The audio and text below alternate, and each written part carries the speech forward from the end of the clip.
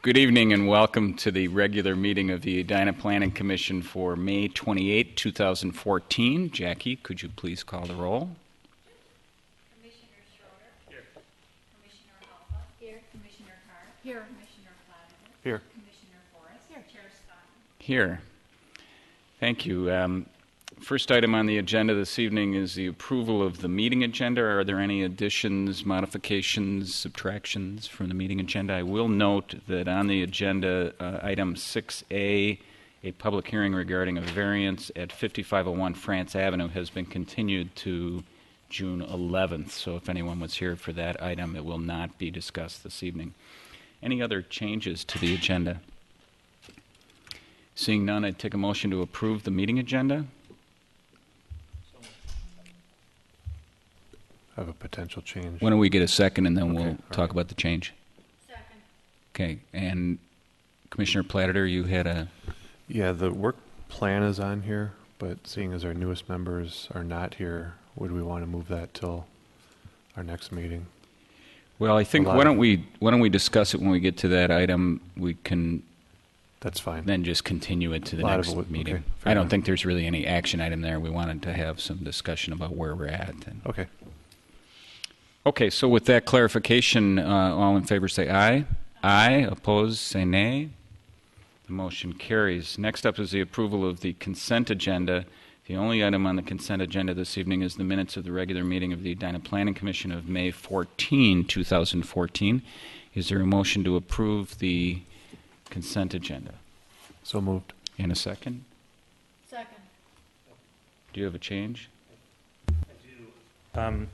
I'll note that I can either be here or not here, but Not can't both? be both, or either. I think I was not here. Correct. All right, so with the amendment to include Commissioner Schroeder as not present at the May 14th meeting, is that acceptable to the mover Yes. and the seconder? Yes. Okay, any other modifications, clarifications? Hearing none, all in favor say aye. Aye. Opposed say nay. Motion passes and the consent agenda is approved.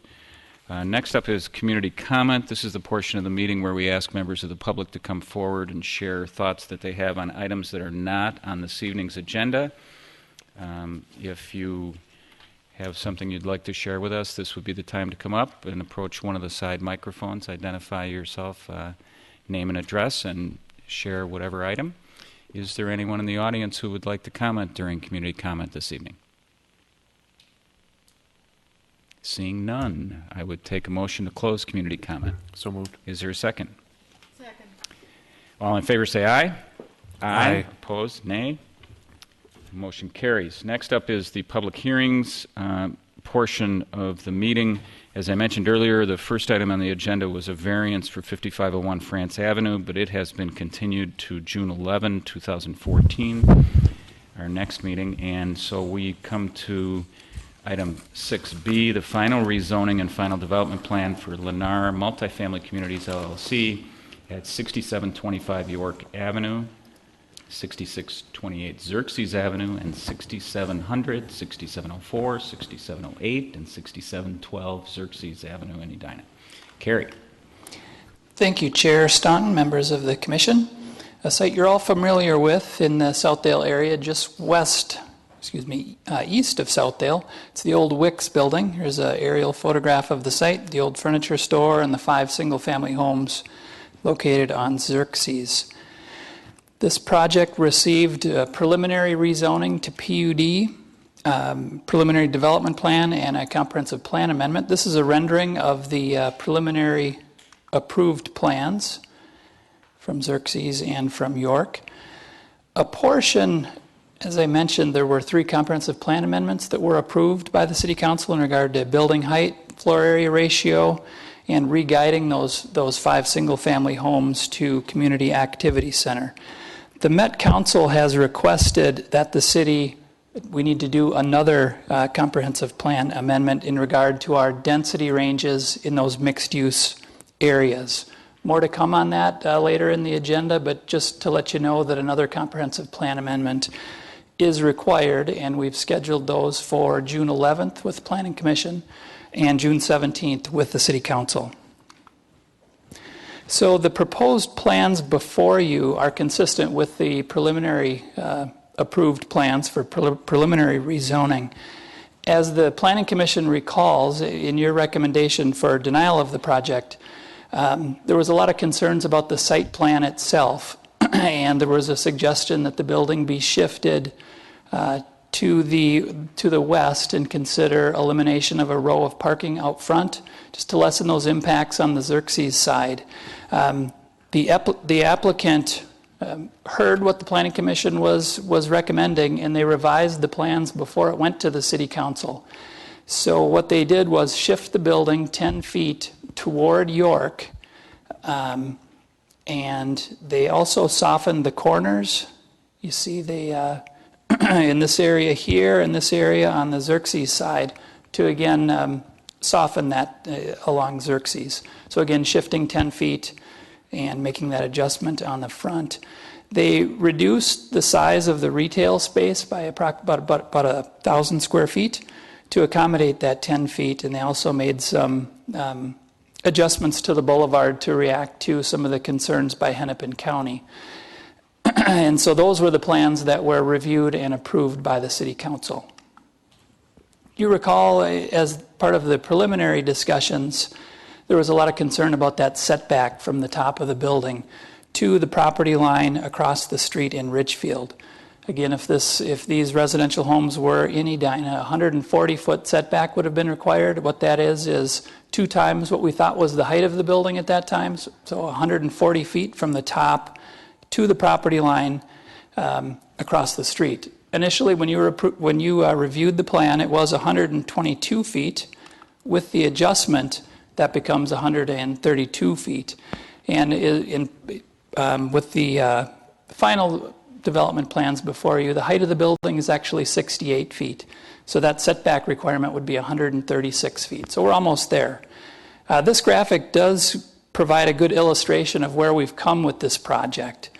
This dashed line here, as you recall, this was the proposed building at the time of sketch plan. That was 25 feet from the property line. Based on the comments from sketch plan, they adjusted the front setback to 37 feet, created that step back. And then again, when it went to City Council for preliminary approval, the setback became 47 feet 7 inches. And again, that's what's proposed, consistent with that preliminary plan. Here's a look at the sketch plan. You recall the six stories right up to the street. Another rendering. You recall also there was a loading dock and an access onto Xerxes. So a lot of revisions have gone into the plan, addressing some of the site plan issues on the site and the concerns on the Richfield side. So this is the site plan, just to show you some of the setbacks. There would be a 40-foot setback to the little front step stoop area. Again, the 47-foot setback from the building. There'd be a 115-foot setback to the residential homes to the north, 58 feet along the south, north, and 58 along the south. Setback to York would be 124 feet.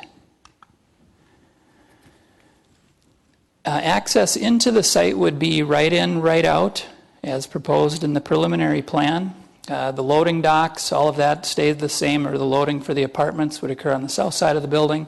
Access into the underground garage for the apartments would be on the north and south side. WSB had done a traffic study and concluded that the adjacent roadways would support the project. Mr. Rickard is here again with us this evening, should any questions come up in regard to the traffic. You recall also that the recommendation for a left turn lane is part of that study for better access into the site. We're still in negotiations with the county on that. We're hopeful, but we haven't concluded that we'll be able to obtain that. Project will work with the right in, right out without that left, but we are optimistic that that will happen.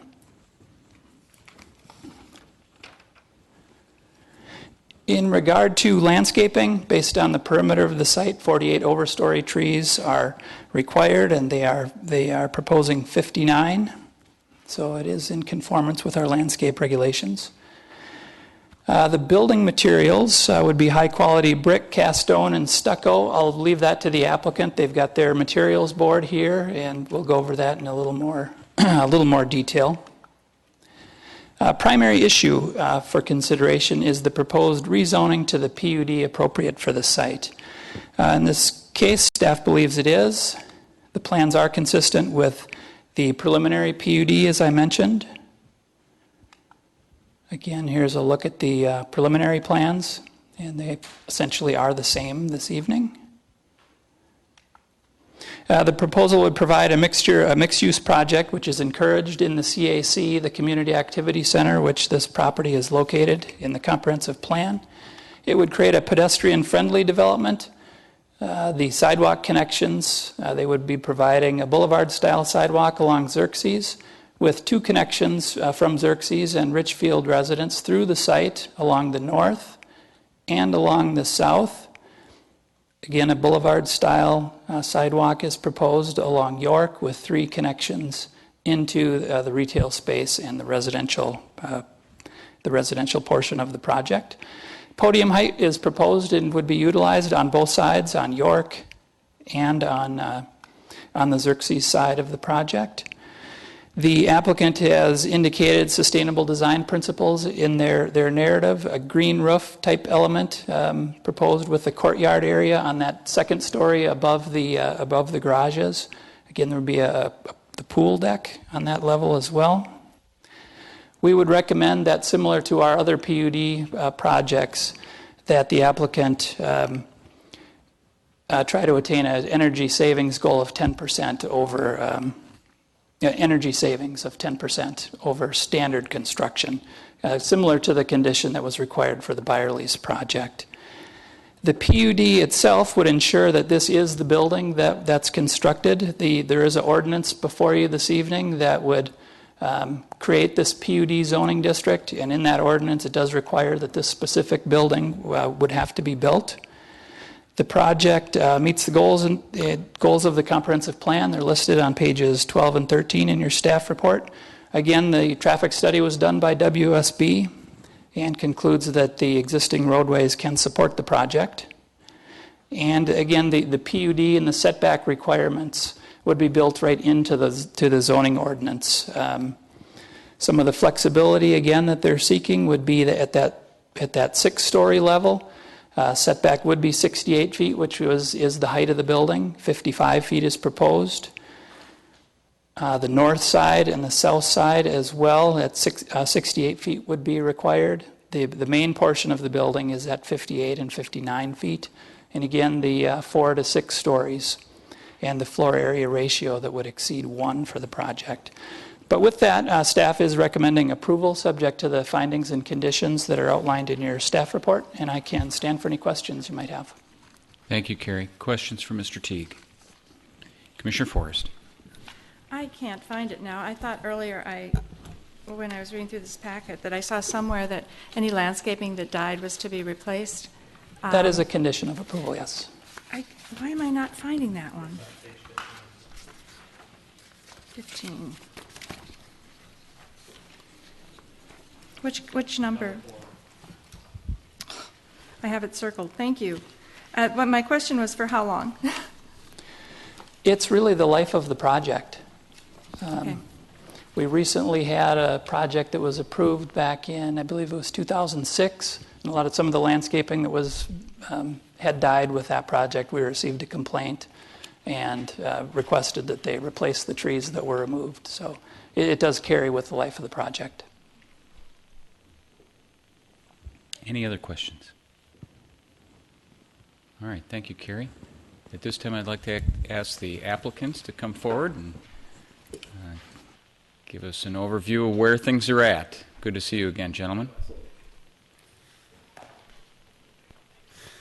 Peter Shimoleski, 2029 West North Avenue, Chicago, Illinois. Chair Staunton, fellow commissioners, good to see you all again. Thank you for your time. It's nice to see leaves on the trees. Thought we were going to have to do snow rendering shots so we'd understand what it looks like. So nice to be back during the good weather. We'll try and make this a brief, since we don't want to rehash everything that we went through. We'll show you the changes and walk you through that, and then concentrate on any questions that you have. As you know, Lennar Multifamily Development has been working on this project for quite some time, and I think kudos to the Planning Commission and the City Council, who has really pushed us to make this the right project. And with our local ESG architecture team and taking the input from everybody, we've been able to put together what we think is a really great project that we're excited to share with you what we think are our final plans for development today. One of the things that I'll start with, I'm going to walk you through a PowerPoint presentation that has not been formally presented to you, but was presented to City Council, which I think really gave them a good handle on all of the changes that we've gone through this process, the conditions that we've adhered to, and sensitivities to Richfield to make sure that we're doing the right thing. And then I'll pass it along to Aaron from ESG, and he can walk through the details of the architecture of the building. And Mr. Shimoleski, before you start, just so that I'm getting the chronology right, will the changes that you present to us tonight be changes that you made between the last time we saw you and before you went to the council, or are they changes that have been incorporated since you Both. left the council? Okay, very good. Thank you.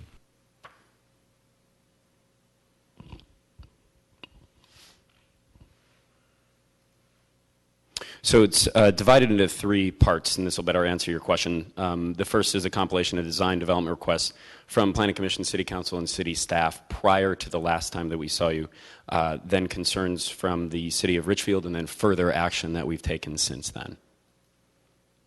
So this is from the original meetings that we've had with yourselves and with City Council. Like I said, I'll quickly go through this, and feel free to stop me if you have questions, or I can answer them after. But part of this, when we first came with our sketch plan review, and Carrie kind of showed what our original plan had looked like, there was a quest to make this a walkable community, making sure that there's access from Richfield to Edina, vice versa, sidewalks connecting that. ESG, I think, did a really good job. They actually thinned up the building so there would be room on the north and south sides of the site to be able to traverse between these neighborhoods. There's now meandering sidewalks, ample landscape interconnecting, and actually a full third of a mile path that you can walk around the entire site without leaving that development area. There was a request to make more congregation and gathering areas. So with that added green space that we added at all of the intersections of the sidewalks that interconnect this site, we've actually made nodes that people can gather in. There's some park benches. There's areas for people to gather, as well as at the corners of the entrances of the building, both on the retail and on the leasing side. There's a request to create more green space, and I think ESG, again, with the thinning of the building, did a really nice job of being able to add more green space. Additionally, one of the residential homes that is part of our overall plan to the north, we have left as an open green space for not just our development, but for the community. This is furthering the green space to show that we've actually taken what was one courtyard into two courtyards. One of them towards the east is more of a Zen garden. A lot of green space, potentially some community gardens in that area as well, so it's more of a quiet, peaceful space. And then in the front, above the retail space, is our pool amenity deck. Ongoing requests to increase the building setbacks along Xerxes. This shows that initial move, and later on we'll show the move that we've made since we've last saw you. But the building moved back 12'7" from its original location, and then we did a 5-foot setback and a 3-foot setback as you went up the building, so that when you drive down Xerxes, or if you're on the Richfield side looking at this, it really has that perception that it's a smaller building than it actually is as it steps back. Eliminating the flat facade, and this goes into what I just explained, but there's a specific request to make sure that we have those areas look more like a residential area, more like homes, and I think ESG did a nice job of segmenting this area. There's 5 residential lots that we're acquiring, and they've created 5 of these massings that come out and mimic the homes that are across the street, and those are the ones that are pulled closest to that Xerxes area. It's also defined by, obviously, a different type of material, more of a townhome walkout feel. This goes into a request to create those walkouts, change that material, soften it. You can see there's a pretty drastic change from what we originally had to what we have now, especially with that sidewalk that goes through along Xerxes and creates more of a residential feel. We used to have a drive-through from York to Xerxes that would have created more traffic and traffic issues for Xerxes, which we did not want to do.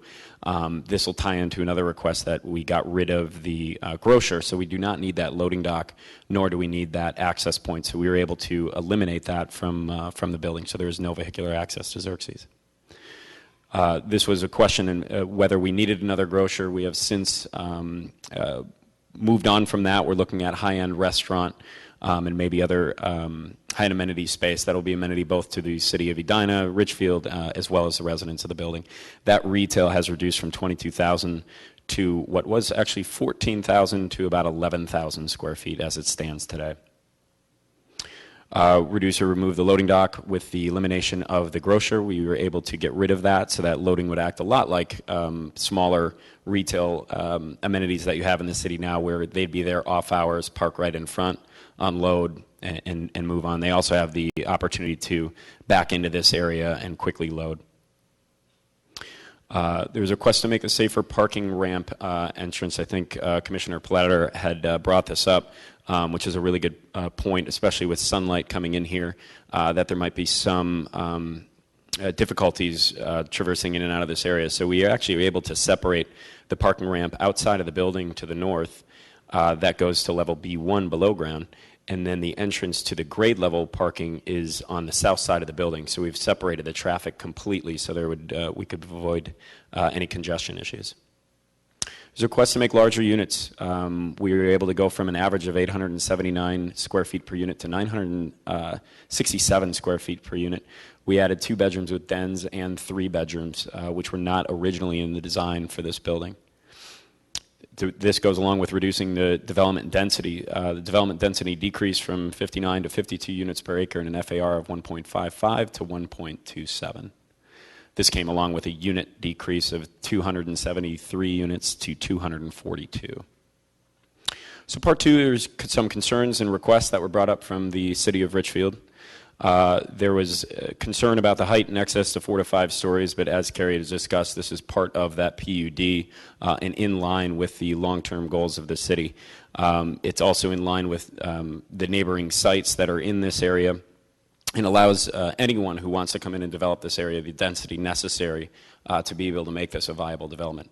In the history, you probably know better than us, there's been a lot of people that have come in to try to develop this site and just simply couldn't do it. And we were able to do the mixed use, acquire the 5 additional homes, and be able to get the density that's really needed to be able to redevelop this area. There was concern of excessive shadow impacts, and we did a scientific computerized study of the massing of our building to ensure that we have absolute minimal impacts on any of the Richfield homes. And as an example, we took the worst case scenario, which is on the winter solstice on December 21st. There's 8 hours and 46 minutes of sunlight. Sun rises at 7:38 a.m. and sets at 4:34 p.m. The shadows do not hit any of the homes along Xerxes until 2:37 p.m., which is less than 2 hours of the last part of the day on the worst case scenario of the year. And for comparison, the Cub Foods next door, which is equivalent to what would be a 2-story residential building, hits those homes only a half hour later. So really what we've found from this study is that there is almost negligible shadow impact. So even you'd have to almost demolish the homes that are there to have zero shadow impact, because this is when the sun is at the absolute lowest point in the horizon. And this shadow study, actually the times that I gave you did not include the latest 10-foot move back, so it'll even be less of an impact. We originally did not have this open green space dedicated. They were worried that it was a dog park, which was thought about at one time. I know Richfield had some concern about that, so we took that element out, and now this is just an open green space. There was a concern about home devaluation, and right now there are currently 2 foreclosed and vacated homes, and one of the homes with tax liens, which will have a dramatic negative impact on neighboring home values, whereas a new development, especially a mixed use like this or a high-end development, will undoubtedly have a positive impact on home values in comparison to the existing conditions. There's a concern about vehicle headlight pollution on Xerxes. This is something that ESG, I think, really did a nice creative job. Not only did we eliminate the drive-through, but they also created wings to the building, which you can which you can see by these red lines, so that there's absolutely no vehicle headlight pollution that could go onto Xerxes or any of the homes along Xerxes from this development. The building setback, as we talked about before, was moved back 12'7" from its original location, and then the 8-foot setbacks above. And in the next part of the presentation, it shows our last move. So this is further action. So this is following since the last time that we saw you. We did a very detailed analysis of what more moves we could take. And some of it does come at the expense of the project, but also what can we do to make sure that this is the right thing to do and that we're as sensitive as possible to Richfield. We were able to take the entire building and pick it up and move it 10 feet towards Xerxes, towards York rather, away from Xerxes since the last time we saw you, and then add 2 feet more of green space towards that corridor along York to give even a bigger buffer between York Avenue and the pedestrian path that's there. So you can see what exists today, our previous proposal, and then the new proposal, which is down at the bottom right of this graphic. So this is the metrics or the distances that we had before, and then this is showing that 10-foot move that we made to the west since we last saw. The additional move that we made was try and soften it even more, so we have another setback. So in addition to the 12'7" that we already did, then the 8-foot setback from the closest facade to Xerxes, we added the 10 feet that we moved further towards York, and then another 8-foot setback at both of these corners to really do as much as we possibly could to soften this on the Xerxes side. There was a conversation last time about parking requirements, and to be honest, when we went back to our retail experts that have been hired on this project, they were very concerned that we were already underparked for the retail component. So they were happy to hear that we were decreasing from what was about 14,000 square feet of retail to 11,000 square feet of retail.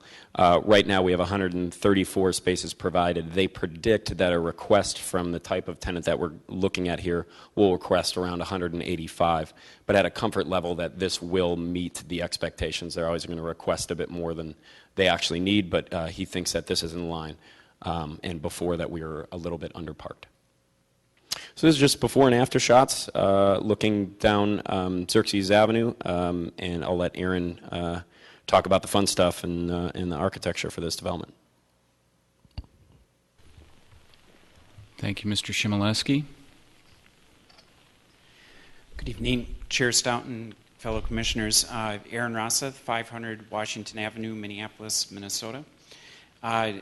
We are very excited to be here tonight. We've come a long way with you, working with the staff planners, and truly believe that where we are tonight is a series of compromises and good listening skills, in our opinion, of the concerns that you've had, and we feel that we've really addressed most of them, and are very, very proud of where we're going with this, and hopefully you feel the same tonight.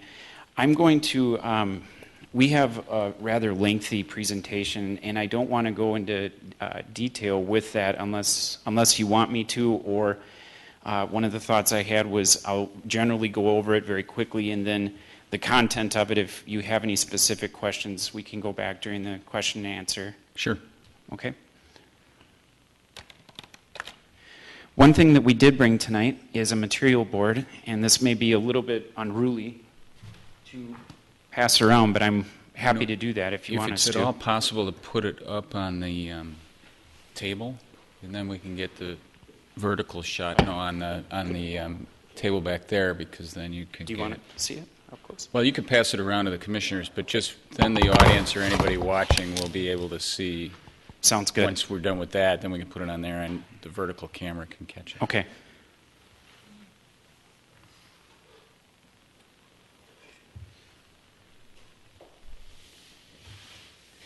So, big picture, I'm going to try to summarize our activity in discussion with you over the last several months.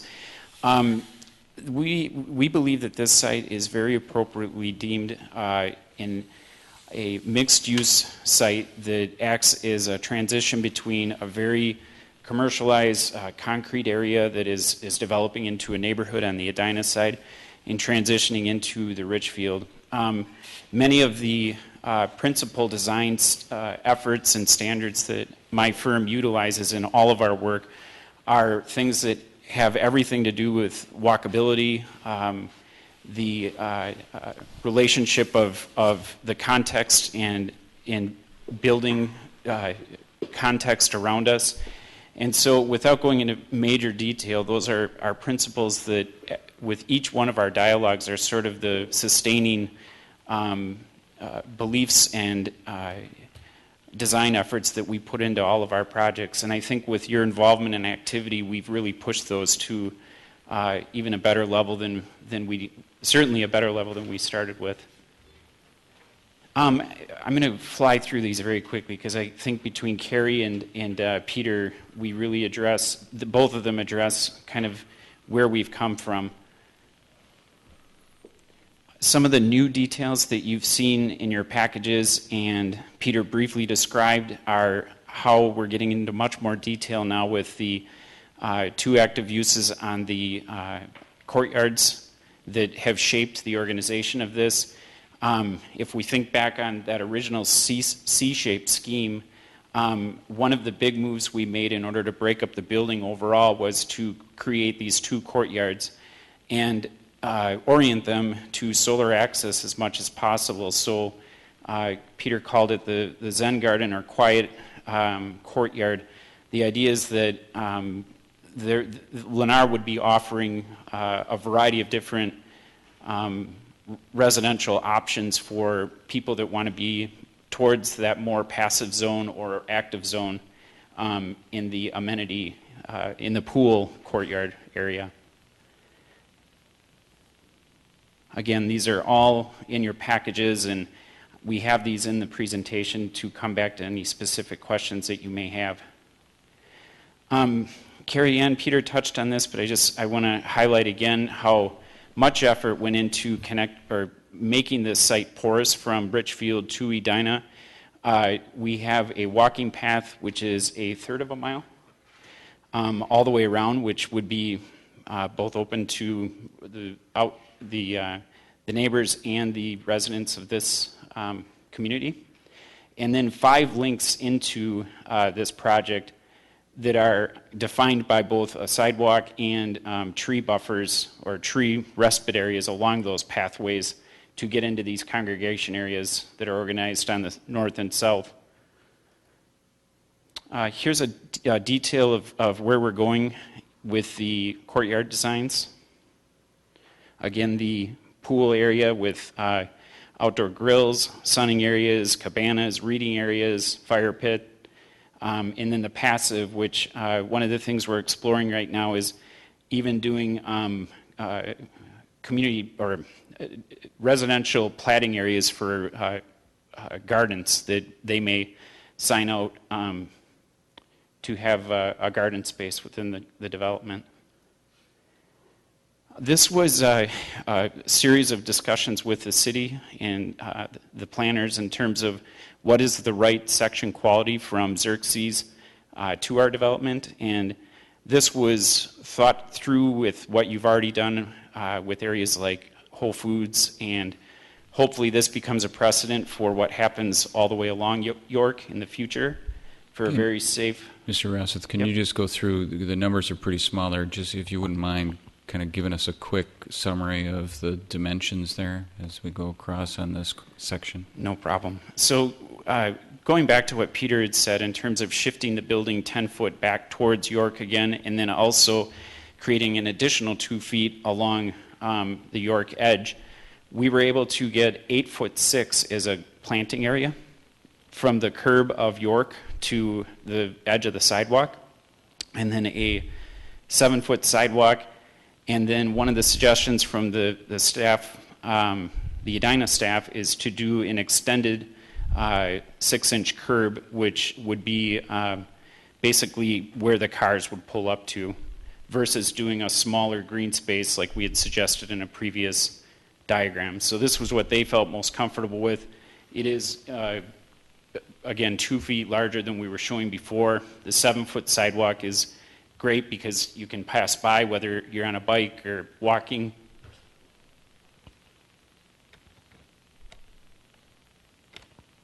Thank you. And then the renderings. The photorealistic renderings that we're starting to develop kind of depict a little bit more in a graphic quality what we believe this is going to look like.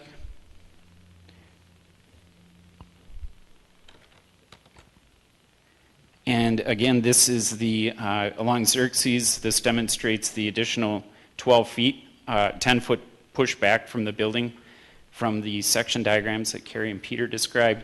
And then the eroded corners, which I think was, we lost a unit through doing this, and I think that it adds a nice softening edge as you move across the building facade, amongst all the other things that Peter started to talk about in terms of appropriately scaled massing of the 5 different townhome expressions to the 5 homes across the street, and then just a play of elevation and ins and out with living rooms along the facade that we believe really create a dynamic facade, but also appropriately scaled. So again, we are happy to answer any questions. Thank you, Mr. Rosseth. Thank you. Questions for Mr. Rosseth and Mr. Shimoleski? Commissioner Forrest. Yeah, I'm wondering, well, a couple of things. One has to do with lighting, especially on the Xerxes side.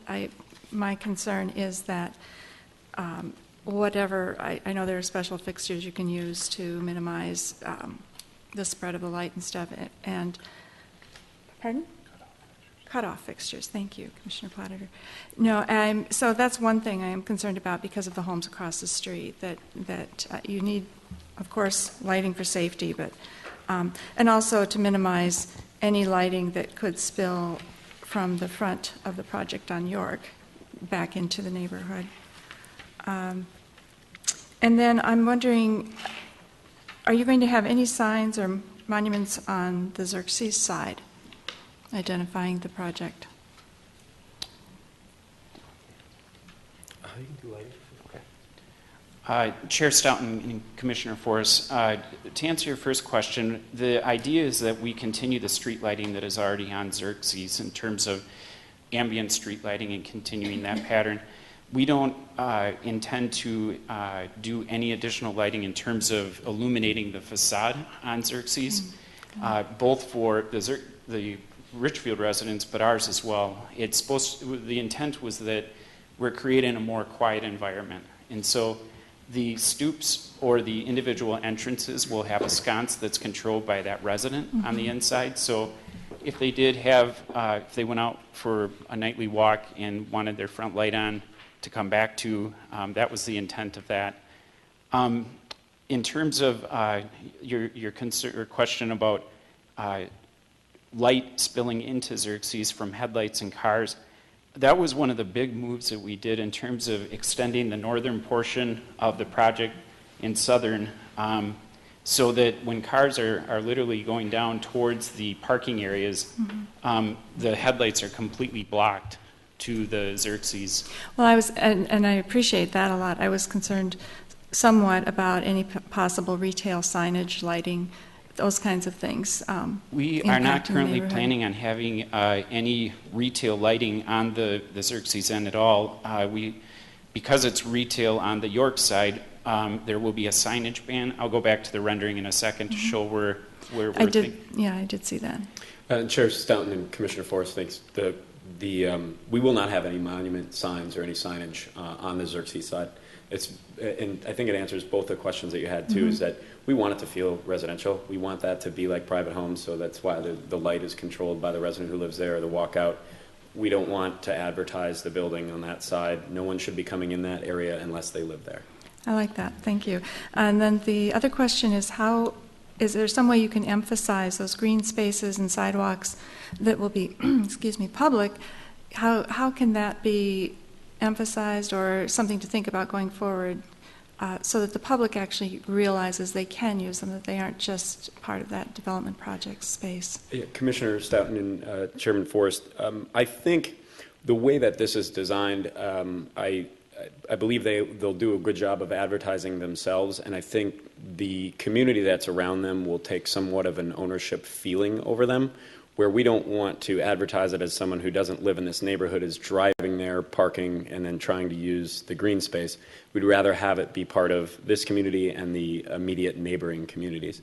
So I think when you're there, the experiential value will sell itself, but we don't intend on advertising it to encourage outsiders to come to it. Right, and that was my big thing, is it's the whole idea of, well, that must be private property that belongs to the apartment building, and so I think it probably will just be how it's landscaped, that it's welcoming and that people feel comfortable hanging out there. Thanks.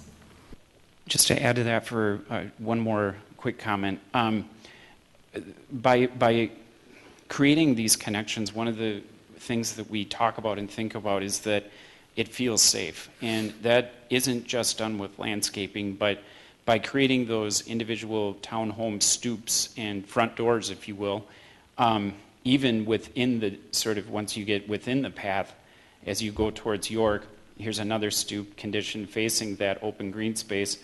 Having eyes on streets and sidewalks is just a fundamental principle that we think is really important, so it does feel inviting. And I agree with Peter. I think that some of that becomes implied sort of shared use because people feel safe using it. And as you see in this connection and then further south, a similar situation where we do the demountable curb, so it opens itself up towards the street. So literally, it becomes an ADA accessible path through the site.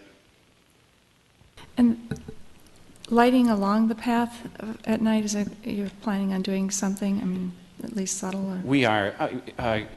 The intent is that it's a low-lit area. Again, we don't want big, powerful lights in this area because we want it to feel like it is like a single-family home in this area, where the townhome has, again, the front door light and then potentially bollard-lit lights, just so there's clear connection to what that walking path is and where it's going.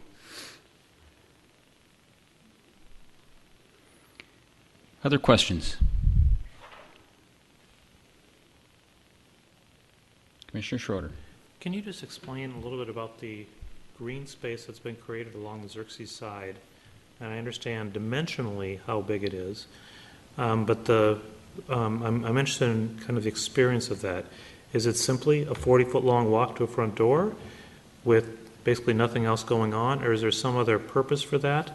And then you also have a line of trees kind of at the embankment, but then you have no trees out in the right-of-way to kind of further kind of temper the size and mass of the building, line the public sidewalk that you're creating along Xerxes. And I don't know if there's a limitation on planting within the public right-of-way, but you've done it on York. You haven't done it on Xerxes. Chair Stoughton, Commissioner Schroeder, that's a very good question. As we tried to work with Richfield and continue to push the building back, we asked the same question. And in urban design principles, from our perspective, that front door of a townhome as it relates to the sidewalk is important. One, we want to elevate that so there's a difference in grade. Fortunately, there is a difference in grade here that we have to work with anyway, so steps are part of that experience. But what our decision was, right or wrong, we think it's a good thing, is that within this 40-foot dimension here, that series of grade planes actually offers an opportunity for a front yard for these residences.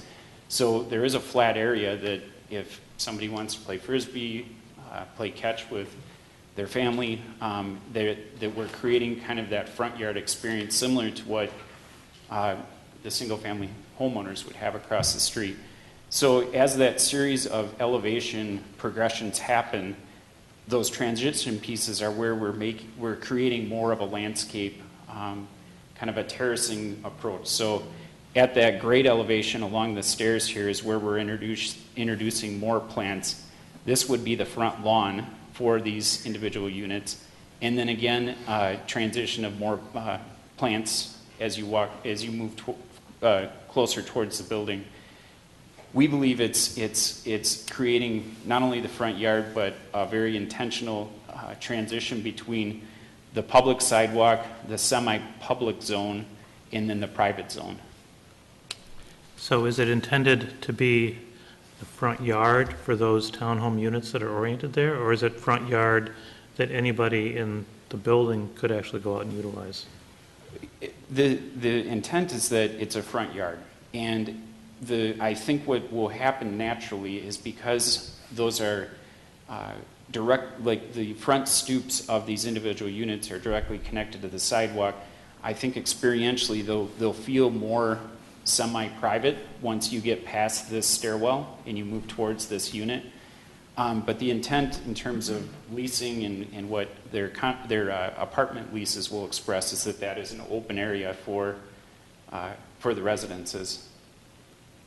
So, but it's not really connected, if I look just in this version, this image here, it's not really connected to the through walk that moves along the north side of the site until you get all the way out to the Xerxes sidewalk and then turn back in. So it really is kind of a private front yard Correct. for those homes, for those townhome units. And then what about the space between the right-of-way line and the curb on Xerxes? Commissioner Schroeder, that's another very good question. We intend to hire an arborist to see whether or not those existing trees that are there can be kept. That's the goal. We do have, as many people know, the concern that the tree canopy, if we disturb the roots in that tree canopy, that the trees wouldn't live long term. So back to the previous question of how plants are defined long term for the site, we're committed to having a tree line there. We hope to be able to have potentially a double tree line with those existing trees that could survive. And we haven't done that effort yet, but we intend to. So the required landscaping is every tree, new and existing, that's shown on the site plan, or is the required landscaping just the new plantings that they've shown? Not sure that we make a specific distinction Okay. in that regard. It's typically the new plantings. That's my understanding too. So, Mr. Rothfuss, based on what you're suggesting, we might want to add a condition that would require replacement of those trees should they die during construction or at some point in the future, so that those trees become part of the required landscape for the project. Commissioner Schroeder, I think that makes sense. One of the other things, just beyond disturbing the tree canopy and the roots within that, is just to understand the true health of those trees as well. And that's fair. I think it's a good idea. Can you spend a little time talking about, I noticed in your sheet with all the words on it, you talked about sustainable design principles, sustainable design methodologies that you use in this project. Can you demonstrate for us those things that are part of this project that are really extraordinary that we can point to as a model? As a PUD, we are looking for things that really promote goals beyond just providing new development in our community or new housing opportunities. We're really trying to set up projects potentially as models. So what are those methods or strategies or tools that you're using from a sustainability perspective that are extraordinary about this project?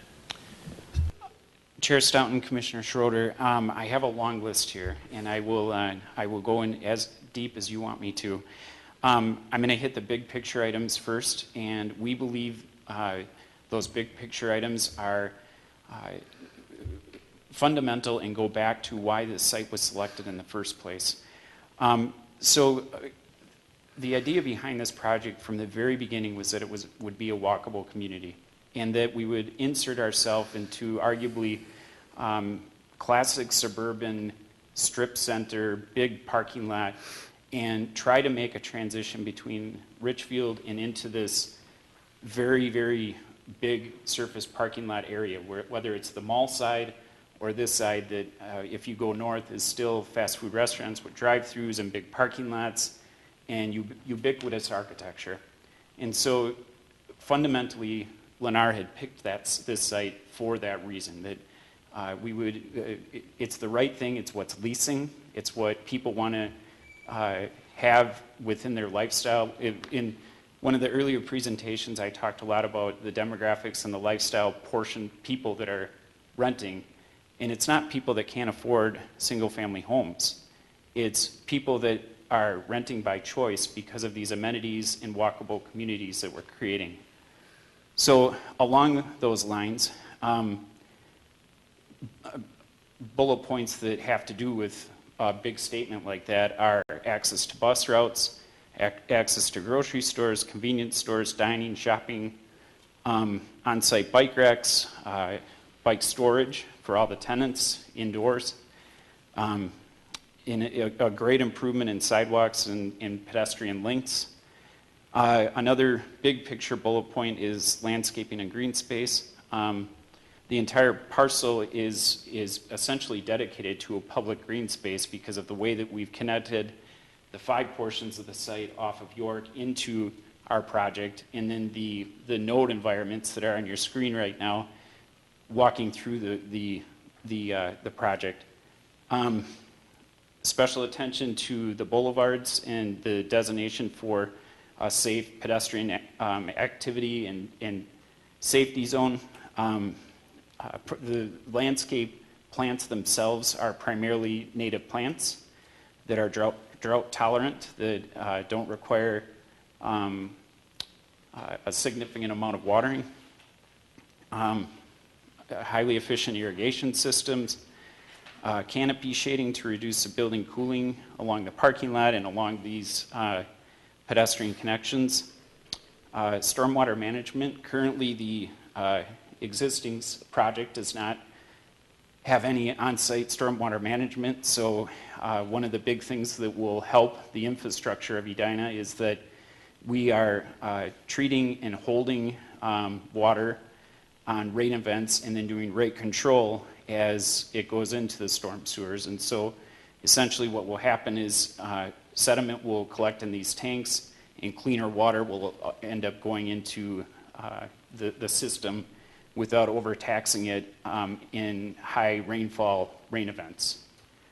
The heat island effects, there is approximately little over 13,000 square feet of green surfacing that will reduce the peak discharge rates and the volume of discharge to the stormwater infrastructure. So that hadn't been calculated into the actual sizing of the stormwater system that's on place. This is just an extra bonus with those green surfaces that we've created. The indoor environment, most of these headings, Commissioner Schroeder, are things and principles that many of the formal organization sustainability organizations like LEAD or Green Communities, these are all the types of things that we've learned from that we're directly strategizing for this site. Indoor environment, operable windows. We're using fiberglass windows, which have a much better condensation factor from inside to outside. So it reduces the need for excessive heat along the window itself versus a vinyl. Specific to the interior finishes, I mentioned these before, but low VOC finishes in terms of paint, sealants. We're looking at LED lighting in several of the areas, including the indoor parking. And then a bunch of high efficiency things that we're exploring right now. We're going through the process with White Group, which is hired through our utility companies, and part of working with them will be looking at how we can achieve beyond code standards like furnaces and high efficiency appliances and low flow faucets and showers. So those are things that we're exploring right now, and when we get further into construction documents, that's when some of those key decisions will happen. Okay, I want to follow up just a little bit, if I may, because this is one of those things that's difficult for us because we don't have requirements for it, and we don't have a method for measuring. And the reason I asked about extraordinary things is because I really want to see how far we can push. The Energy Design Assistance Program that you're going through with the power company and White Group is something that most buildings of this size, a developer could take advantage of, I think, at no cost. So it's not really extraordinary. It's a benefit for you to do that. Doing stormwater management, you're required to do that. You couldn't do this project without doing some form of stormwater management. The low VOC paints and sealants, LED lights, those are becoming kind of standard fare. What I was really looking for is what's extraordinary. What I like about the project is that you push a lot of great urban design principles of walkability, how this fits in, how this establishes a model for other development that might happen in the Southdale area. Those are all great, and I'm hopeful that we'll be able to point to this project as an example of urban design that fits kind of what our community would consider to be a non-urban center. But what I was really looking for is those sustainable design practices that would really be considered extraordinary.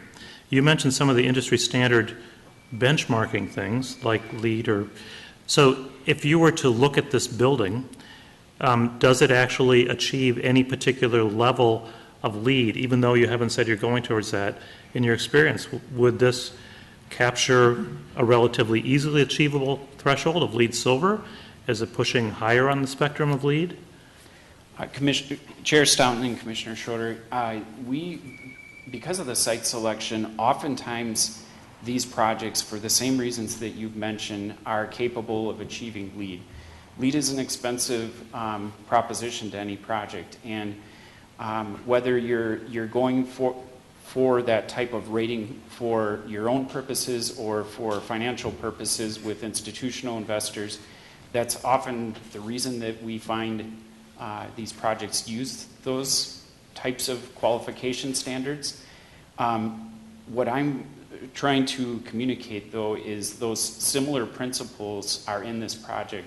And if I would say anything is extraordinary, the amount of landscaping and connections that we've tried to do, to your point, is extraordinary. The pathways in the open green spaces, to me, didn't necessarily have to be influenced or pushed as far as they were in terms of making them a great experience. It's a park-like setting.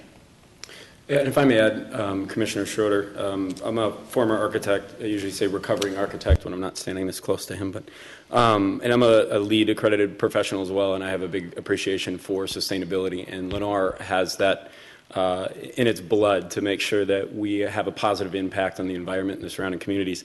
And we look for those same types of things, but when we go in and say we need something extraordinary, to us, that list that he went through, to me, is extraordinary, because we could come back and say, well, we have waterless urinals, but what is it actually doing to the project? And we look through the efficiency of all of the utilities, like you said, with the White Group, through all of our appliances, through all of our building materials, through all of our landscaping. And instead of doing one thing that we can point out that's extraordinary, that to me becomes more of a marketing ploy than it is actually helping the environment. So I think we take a holistic approach and hope that that is extraordinary in itself. And to add to what Aaron was saying about LEED, that's usually our basis, is to get just a LEED certification. But given this site, there's a certain amount of points that you get just because of the site location that makes this site nearly impossible to do, at least financially viable, that we'd be spending more and not doing more for the environment to reach that goal. We would rather use the principles in the design to make sure that we're concentrating not on a point status, but rather what we're going to be delivering to the environment. And I think that's really my point, and I'll just say one thing and we can move on to others, or 2 points actually. The energy consumed by this building is significant, and the ability to push beyond even the 10% better than code, which Planner Teague referenced in his opening comments, is to me kind of a low threshold, because the codes were written a long time ago. So we have so far we can go with energy use in buildings beyond what the code is requiring. And then I appreciate, Mr. Roth, that you said the landscaping is extraordinary. Professionally, I don't disagree that it's nice, but I'm a landscape architect. This is what every project should be from a landscape architect's perspective. It's not extraordinary from my perspective. It's what the site should be. Can I just, one follow-up, one of the questions that Mr. Schroeder asked, I think slipped between the cracks. I think he was trying to get you to estimate, if you were to seek LEED certification, what level would this be at? That's a tough question to answer without finishing our construction documents, but I believe that it would be achievable at certification at minimum. And so what level is that? Silver? There's certified, silver, gold, and platinum. Okay. Can I just clarify? Sure. Because if you're really, and I appreciate what you're saying, but if you're really to do this right, you're not waiting until construction documents to start the LEED process.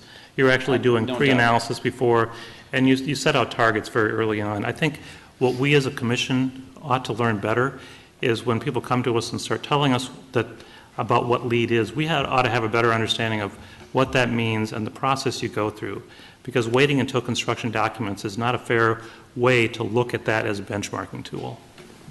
Chair Staunton and Commissioner Schroeder, I don't disagree with your comment whatsoever. It starts just like I stated from the very beginning with site selection, and that's the most important thing that we could do in terms of finding a good, sustainable site. I agree with you completely. What I meant by that was qualifying at 10%. It's hard for me to say whether or not that's happening or that it's certified until all the measures with understanding truly what the rating systems are with our HVAC and what our light levels are on interior environments, et cetera.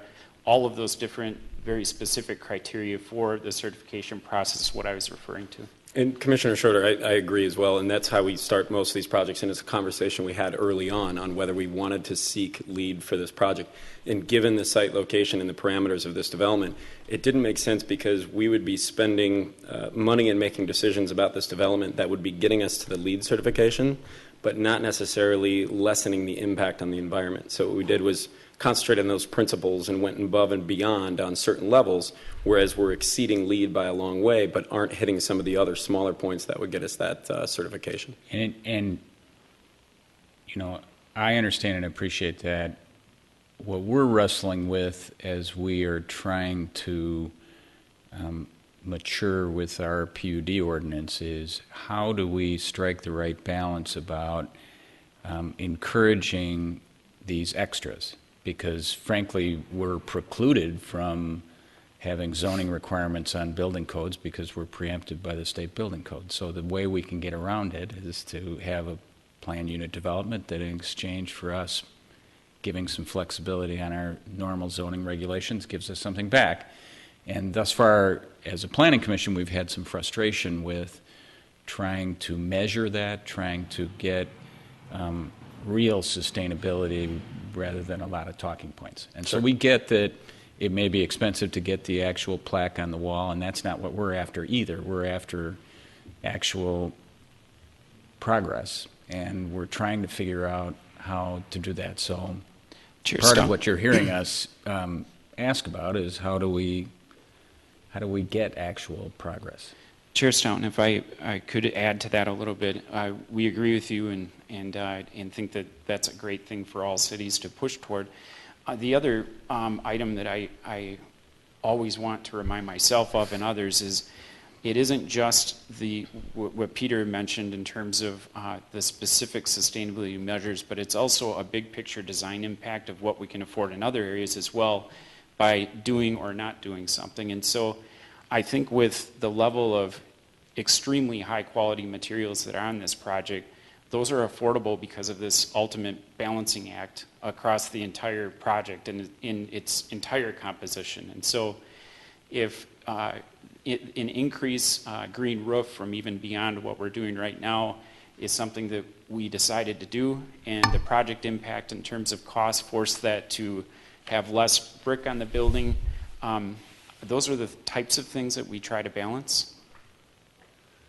So the three things that we've kind of typically talked about as we've been working our way through trying to make a difference with our PUD ordinance has been pedestrian kind of permeability, pedestrian friendliness. I mean, personally, I think you've done a terrific job with that, and watching the evolution of it, it's really, it's in great shape. We've talked about sustainability. The other issue that we talk about is affordable housing. And maybe this is your bailiwick, Mr. Shimoleski. What can you tell us about where you're at on that front? Chairman Sounton, we have decided not to do any affordable housing in this, and we made that part of the clarifications during City Council. There's several reasons for it. One of the main ones is that there is a significant pushback from Richfield in that a lot of the affordable housing seem to be on the border of their city, and this is in their school district. So there was, we wanted to make sure that we were sensitive to Richfield and their school district. Okay. Commissioner Forrest. Just to follow up on the sustainability aspects, and I do not have expertise in that area, but I would like to see incorporated in all of this something about the practices within the building. So I'm sure there are some current practices, say for the restaurant industry, that are cutting edge regarding sustainability. I'd love to see that pushed and incorporated, as well as how the tenants use the building, anything that can be done to either facilitate recycling, responsible water use, or whatever. It would be nice to see something that's really, as my fellow commissioners have said, coming along the progressive side of those things. Other comments or questions? All right. Thank you, gentlemen. Thank you. Thank you. This is a public hearing, so at this point I will open the public hearing and invite any members of the public who would like to speak on this issue to come forward. I suggest you go to one of the side podiums and tell us your name and address, and you'll have an opportunity to share your thoughts about the project.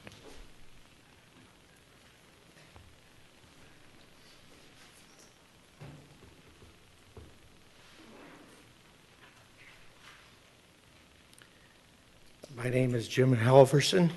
Welcome, Mr. Halverson.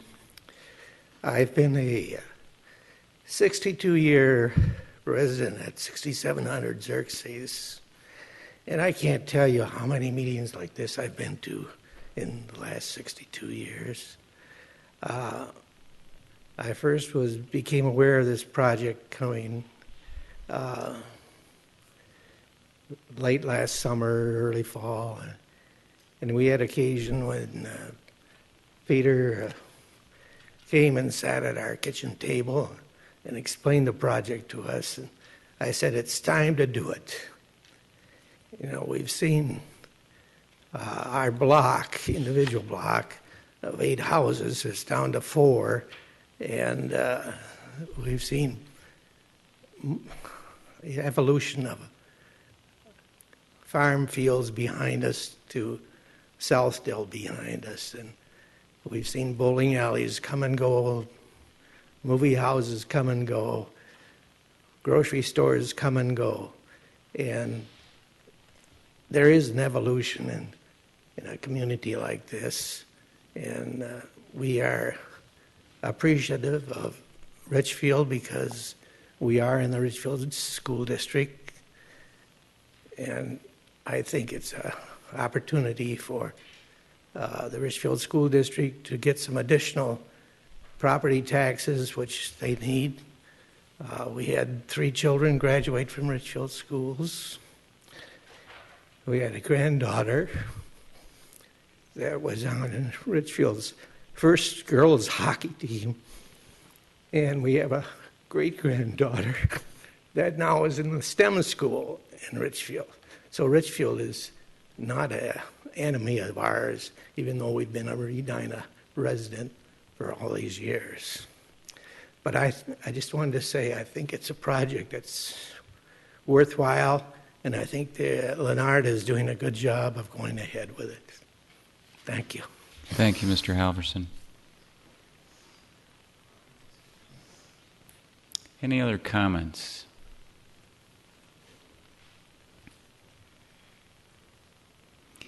Seeing none, I would take a motion to close the public hearing.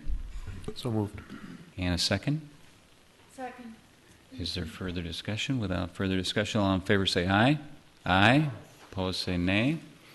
So the public hearing is closed and the discussion moves back to the Planning Commission. I don't know that there's really any questions that came up from the public hearing, so is there further discussion on the application that's before us? Carrie, just to clarify, what we're being asked to recommend approval on is final rezoning from PCD3 Planned Commercial District and R1 Single Dwelling Unit District to PUD Planned Unit Development, including the zoning ordinance amendment which you have in the packet, and then also a final development plan approval. That's correct. Further discussion on that? I'd be happy to entertain a motion if there's no further discussion. Commissioner Platter. I would make a motion to approve the project subject to the staff conditions. Commissioner Schroeder, you had a add on there for the trees. Is that what I understand? I do. If we get a second, we can talk about that. Okay. So is there a second? Second. All right, we have a motion and a second. Commissioner Schroeder, did you have a recommended amendment? Well, my comment had to do with the trees along Xerxes Avenue, and looking at the survey, there's probably only 3 along the entire length that are in the zone that I'm concerned about. There may be other trees on the site that could be saved, but they're probably marginal in terms of their impact on the neighbors to the east. And what I was really looking for was more of a tempering of the scale of development by inserting or using trees that exist along the boulevard areas. And if you look at the photographs that are included in the developer packet, there just aren't that many trees in that area. If you look at the survey, there might be 3, and they're actually at that point where the grade transition happens. So I think what I would like to offer as a recommendation is, as an amendment, is a condition that would encourage the developer to work further with staff to develop plantings, tree plantings within the boulevard of Xerxes Avenue. Is that amendment acceptable to the mover That's acceptable. and the seconder? Yes. Okay, so we have a motion with an amendment. Further discussion on the motion. Commissioner Forrest. I'd like to see language added to condition number 8 about signage, that no signage will be allowed or in place on Xerxes. Not so much for this current project as it's starting out, but over time, the building may change hands. At this point, I'd like to see that go into it since we're actually defining the zoning requirements. Just a question. Can you do that now, Carrie, facing the residential side like that? I don't recall. You could. Currently, the way the ordinance is proposed is PCD3 signage would be allowed. So that would be a condition that you could add, and also that would be incorporated into the PUD ordinance as well. Gotcha. And I'd like that to include monument as well. No signage or monuments, which is a type of signage I know, but. Is that acceptable to the mover Yes. and the seconder? Yes. Okay, further discussion. I'll just say I'm going to vote in favor of the motion. I want to commend the applicants. You've worked very hard you've been very persistent with us. We've asked a lot, but you've delivered a lot. I think the project has improved dramatically since the first time that we saw it. I really like it on the Xerxes side. I think that's going to be an interesting new streetscape along that area, and I think it's going to improve things. I think you've done terrific things with the pedestrian porosity, so to speak. I think if it turns out as planned, it's going to really provide a nice way for people from that side, from the Xerxes area, to get over to York and to Southdale, and hopefully as we're continuing to develop in a new way along the York corridor, it'll be a more accessible place for folks. I continue to be frustrated with our inability to get traction on the sustainability. I don't quarrel with your efforts, but I tend to agree with Commissioner Schroeder's comments that we're getting kind of what the industry standard is, and we'd like to try and figure a way to do better than that. I think we share responsibility for not figuring that out with you, so it's not going to get in the way of me voting for it. The affordable housing, I guess that's something the council is going to have to decide how they want to deal with that. It's an interesting concept about Richfield not being in favor of that, so I'll let the council wrestle with that as they will. But on the whole, I think you've done a nice job. I think it's going to be a real asset to the community, and so I'm prepared to vote in favor of recommending it to the council. Commissioner Platter. I think it's a great redevelopment project for the city. It's a site that sorely needs that. It's been sitting there for quite a while and really doing nothing and not helping for anyone. I appreciate your, one of the things you mentioned was a lot of compromises happened, and I would like to say I thought it was more of an iterative design process myself, because it seems like a lot of the things that we went over and as mentioned here before, really made for a better project. And I hope you believe that. I know we got that out of it. It doesn't maybe have everything we want, but it's much, in my mind, much better than we originally came in with, from a lot of reasons, especially the pedestrian side, the landscaping, really, on the Xerxes side with the townhome look, a lot of things. The massing changed a little. I know you probably lost a few units throughout that, but I think at the end of the day, it's a much better pseudo-urbanist type project that I hope will attract people. I will say, as far as Commissioner Schroeder on the kind of the big thing here, in my mind, there's the project as a whole, but in particular the extra garden you have up on top. You don't see that a whole lot, and I think at least at amenities to the residents, I would sure like that. Well, maybe I'll convince my wife to sell our home, but I don't know about that. But I think that is part of, the pool. Kind of every place has a pool, but having those other pieces in there really helpful to your residents. Also, not having access off Xerxes anymore, only from York, so you eliminate that traffic concern over there, eliminate the loading dock that goes out the way. I think those are all good things that really keeps a residential piece on Xerxes. You're not commercializing it, I don't believe. You do have some massing there, but beyond that, I think it stays in the residential theme. So I just want to say that, and I'm hoping there's more projects coming up like this around the city. So thank you. All right, further discussion. Commissioner Carr. It won't come as a surprise to you that I'm going to vote in favor, as I did last time. I was outnumbered, but I do want to compliment the team. From an architectural standpoint, I think this is a fabulous development. And the changes that you've made since we last saw you make the project even better. So I want to compliment you and thank you for all your efforts. All right. Seeing no further discussion, I will call the question. All in favor of the motion say aye. Aye. Aye. Opposed say nay. Motion carries. Congratulations. And what council meeting will it be on? June 17th. June 17th council meeting. And I understand we have another piece of business before the evening is over to talk about that will converge on that same date. Right. Okay. Thank you all. And thank you to the Halversons for coming out on this nice night and chiming in. All right, next up on the agenda is the reports and recommendations section of the agenda, and we have several items being led by Assistant City Manager Karen Kurt. So, welcome, Ms. Kurt.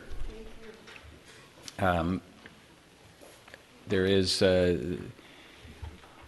I'll just kind of list off the three items. One is survey results regarding small area planning. The second is the Wooddale Valley View Small Area Planning Team Charter. And the third is the Wooddale Valley View Small Area Plan Consulting Services request for interest. Those, I think, are the three items, Yes. Karen, that you're going to be presenting. Thank you. So welcome. Thank you. Just make sure I. Good evening, everybody. When I was here last, I think it was February, I was just on the verge of completing my master's degree and asking for your assistance in completing a survey related to small area plans. And the good news is that I finished that project. I have the degree, so I'm thrilled about that. And so now I wanted to share some of the feedback with you.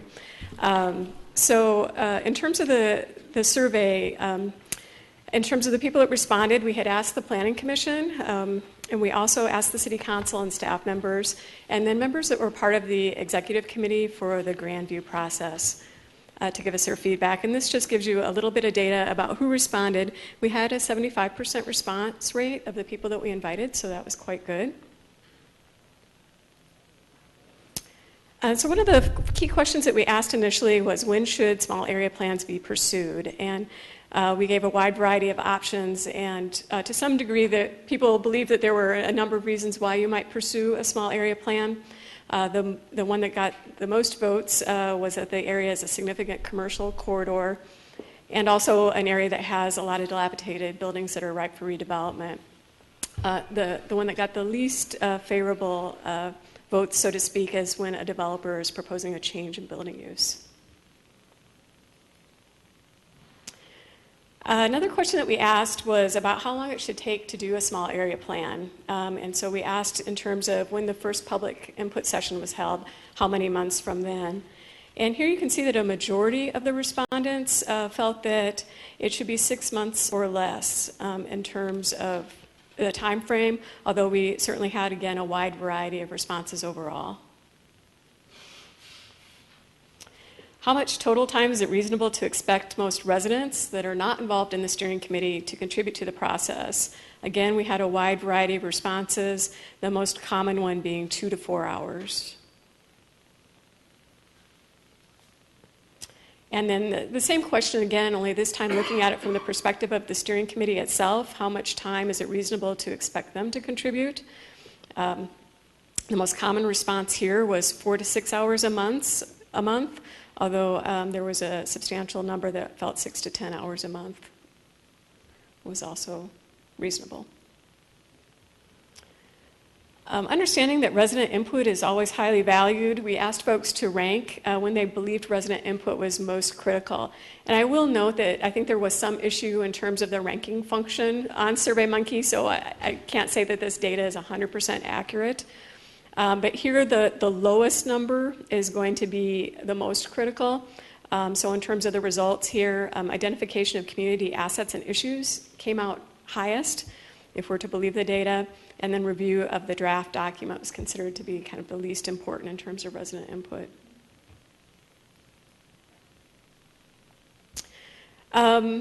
And then understanding that everybody's got a role in this process, from the Planning Commission to the Council to the Steering Committee, we asked who we felt was most ultimately responsible for bringing a completed small area plan forward to the Council. And here we had a really clear consensus that the Planning Commission should take the charge in terms of small area plans. This was an interesting question. We had also asked at what point during the process should a planning consultant be engaged? Again, a wide variety of responses. What was notable in this one, we also broke the data by respondent group, and all 3 of our council members were in the last category there, where consultants should only be used to provide technical expertise or project support when staff are unavailable. So that's an area of discussion, future discussion, I think. And then we asked, again, this was a ranking question, what concerns people had with respect to citizen engagement during the small area planning process. And again, something that's got a lower number means it's a higher ranked concern. And here we had achieving a participation that's broad-based, that includes all populations was a key concern, and then also maintaining participation throughout the process.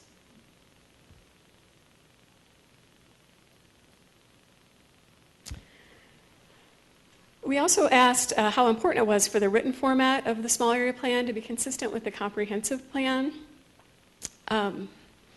Nobody believed that it should be completely identical in terms of format to the comprehensive plan.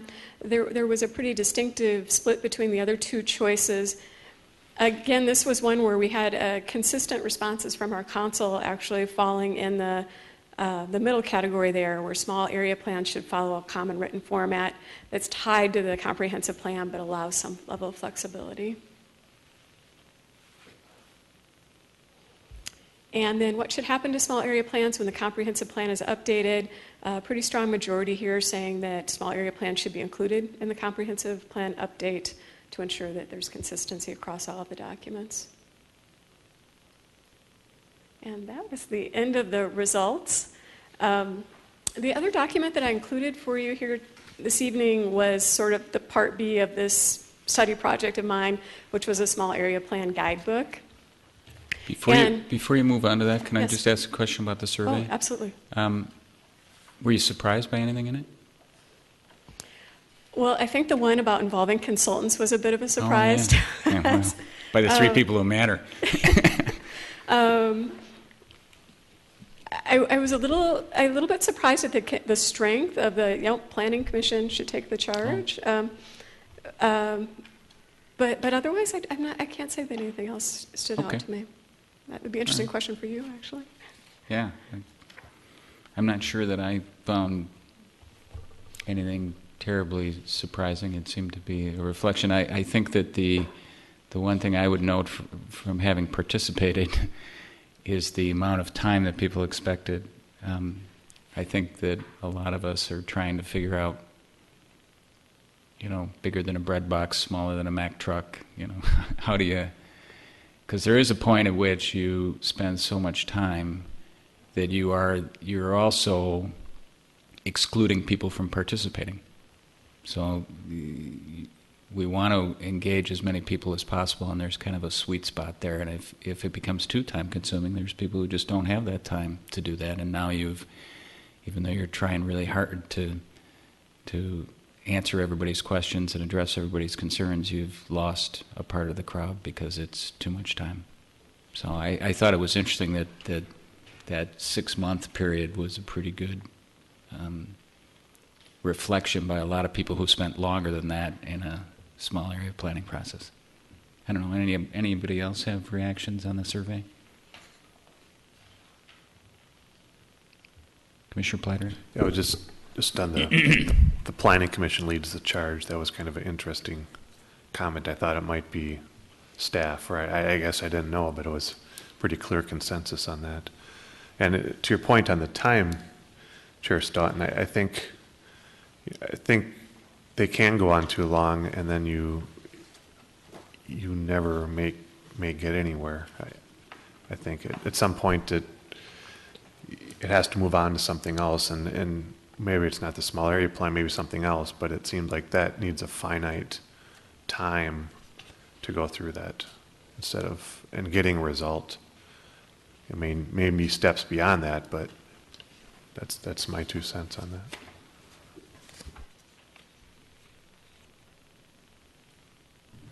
What was your participation rate? I don't know if that was in here or not. I mean, how many people from the Planning Commission, the City Council, and the staff groups responded out of the total number? It was 75% across all groups. 7 from Planning Commission, 6 were from the Grandview Executive Committee, 3 were from the City Council, and 5 were from staff. Okay, well, it sounds like a good response rate. Thank you. Okay. So the guidebook, I don't know how you want to tackle this. Do you want to kind of go through it, and we can certainly chime in with questions as you go, or what do you think? What I was thinking was that I really just wanted to expose you to this. So this guidebook that's before you tonight is really Karen's project. So there hasn't been a lot of input beyond Karen at this point into this guidebook. But in talking with Commissioners Forrest and Lee, and looking forward to the Wooddale Valley View Small Area Plan, Our goal is to really kind of work through this guidebook during the course of that process, edit it, change it, make the modifications as we go through, ask our consultant to give us feedback on it, and then to bring it back to you in a more comprehensive form with broader input for you to dig into a little deeper. And certainly in the meantime, I could take any suggestions that you have out of the gate, either tonight or individually. But I just wanted you to know that this is part of what we're doing during the course of that Wooddale Valley View Small Area Plan. So I had a few notes that I could share, and then others if you do. Page 5, you talked about initiation, and this was something that was talked about on the survey as well. As it currently stands, we've got our comprehensive plan identifies these areas of potential change as being places where we'll be conducting small area planning activities. I guess that it doesn't prohibit us from conducting those small area planning activities elsewhere, but it's something to think about, and it may be partly for the guide, but it may also be partly for, as we tackle the comprehensive plan update, for us to be thinking about what kind of protocols we have in place about when we want to have these small area plans, because I do think that's an important question. On that next page, on page 6, you've taken a stab at a budget. I think that my sense is that you're wanting to use this as a template, and kind of it's taken as that it's going to need to be tailored for each particular situation. So sometimes a budget will be right, sometimes you'll need more, sometimes you'll need less. Absolutely, and I would say this is already an item that you may have noticed later in your packet looks substantially different in terms of what we're proposing than what's actually in here. So, and I had just a note, and it happened to be on this page, and I don't know if it belongs on this page, but and maybe we can talk about it it might be more productive to talk about it as we talk about the Wooddale Valley View plan. But the question for me is kind of at what stage of the process are you creating the work plan? And maybe that's another phrase for your charter. But there is, like retaining the consulting resources, I think there's a delicate balance on gaining ownership by the people who are kind of leading the small area plan, by having them tailor the work plan to the specific situation. I think it's really good to have a template, and what you've kind of gotten started here is a great way. Then you're not just starting from scratch. You know that we have a kind of typical sequence of events, but that each group puts a little bit of their imprint on how they want to do the work plan is important. that's a great suggestion if that's not in there, yes. Yeah, there's a lot of great stuff in here. Page 10, can't read my own writing. Oh, again, just potential questions. I think those are great examples. And again, just a note for customizing that in different projects we're going to want to think about whether there's additional questions or different spins on those questions. And then page 11 perhaps is that work plan approval stage at the bottom of page 11. I just had a note that that might be the place where we think about that a little bit. I thought your discussion about community engagement and how to go about that was really fascinating, because I know in the Grandview project it was one of the things that we really wrestled with. Particularly on page 16, the item that says, understanding that resident time is valuable and limited resource, it is recommended that the planning team plan for robust meetings with clear content and desired outcomes, and set a schedule in advance to assist with the timeline management and promote participant confidence that their input will result in a timely end product. I mean, that's a terrific statement. It's really, really important to, at the front end, know when we're going to be done, and so that people, don't just start to engage and then feel like they're in the Hotel California. One other note that has always been, and during the processes that I've been part of, is a constant reminder, but it's really hard to execute, is the whole notion of keeping a record. And by a record, we've gone round and round. I think it's counterproductive to have something as formal as minutes, because then you get into, sometimes you can get yourself all distracted spending a bunch of time refining the minutes from the meeting before. And I don't think that's productive in these kinds of things. But I think it's important to have somebody who is in charge of keeping a record, and that record should be more than just notes. The pictures are terrific, because later on we're going to want to share, at the end of these things, we want to share with people what has happened. And as some of my colleagues have finally beaten the lawyer out of me and introduced a little design element into me, I've realized that pictures are worth 1,000 words. And when you bring a small area plan to the council and you're talking about community engagement, you have pictures of how that has happened. It's really helpful. So somebody just has to be assigned to be the person taking the pictures, or at the end of the meeting, everybody says, oops, we forgot to take pictures again. Great idea. I think those were let me just see, on the content and the format. Just a general question or comment on content and format. I have this notion that we can someday get a product that is more living and breathing than just another ream of paper. And I know we tried to do that in the Grandview project with limited success. It's still, it's still a document, and I'm noticing just a lot of technological changes.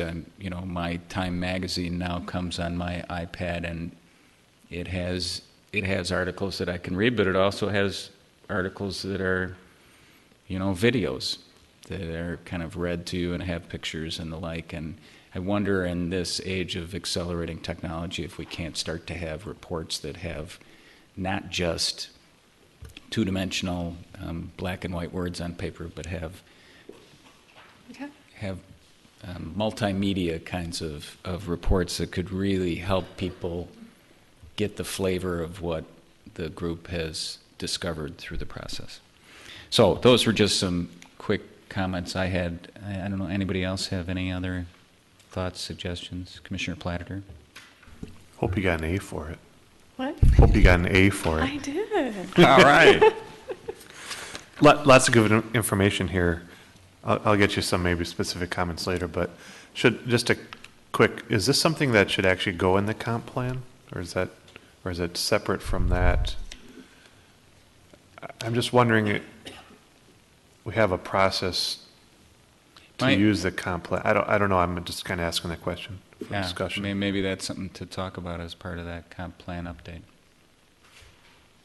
Or whether it's referred to, even if it's maybe not in it, there's a kind of maybe acknowledgement of it at least, right. And Or an appendix. Default process, right? Yeah, you've got some terrific stuff in here, and I like the approach too of saying, here's a draft, and let's exercise it a little bit on this first one and see how we kind of shape it and put it into place. Let's see if we can break it. Commissioner Schroeder. I'd actually like to offer a few comments from my perspective on this, and I haven't had a lot of time to read through it, but there's a few things that I would encourage, and I don't know exactly how they get into this, because what people are looking for when they come into a process is a recipe. And I think Commissioner Staunton would tell you that I kept pushing him to what he thought was chaos, and I kept saying, no, it's organic. But it's what's necessary in a planning process to accommodate the interests of residents who come from lots of different perspectives and lots of different knowledge bases. And if we make it too much of a recipe, it tends to focus too much on the planner, the technical expert kind of driving the process as opposed to the resident. I think that comes down, that also translates into the definition of a boundary for the study area, for a small area guide. And we had this again in Grandview. And we had a boundary, but we also had that fuzzy edge. And I think what people struggled with initially is that we have not only things that we're planning for on the inside of that boundary, but we had what I think we end up calling an influence area beyond that. And it's hard to draw that specific line in a planning process. And so while people want clarity and definition, I think they also want the ability to understand impacts that go beyond just the initial kind of defined area. When we look at the end product, I appreciate that we're trying to align it with a comprehensive plan, but initially, the notion of trying to divide our planning ideas into a series of categories from a small area guide process, it's too complicated or it's too separated. And I think when you start out with the notion of vision, goals, there are some thematic ideas that might be more helpful in the to articulate early on in small area planning processes that eventually find their way into each of the more comprehensive plan-like categories. So what I would encourage, especially resident volunteers leading these processes, is to look at thematically how these areas might evolve instead of trying to subdivide it into the categories too quickly. And then the last thing, and it's something that some of us have talked a lot about based on the first small area process we went through, and what we haven't done formally that I recall, we've done a lot of informal assessments of the process after we've completed it. What went well and what didn't go well. And I think every time we go through this kind of a process, it's like the notes and the photographs. We can think back and we can say, well, we should have done this or we shouldn't have done that. And I think that allowing the people who are the committee to step back and assess the process they went through is really helpful in guiding the next set of volunteers that will step forward to lead the next process. Yeah. That's good. And that, I think maybe the word is spontaneity, that kind of customization, what you're talking about. There has to be an empowerment and an ownership by the people who, you want to have a template, but you want to communicate strongly to them that it's okay to break the rules if they think it's important to break the rules. And this at least gives them a start so they don't feel overwhelmed. At least they know these are the rules we can break. Right. All right, very good. Terrific work. So on to the next item. Wooddale Valley View Team Charter. Yes, and I have another little thing. Let me see. Oh, I think I can probably figure this out.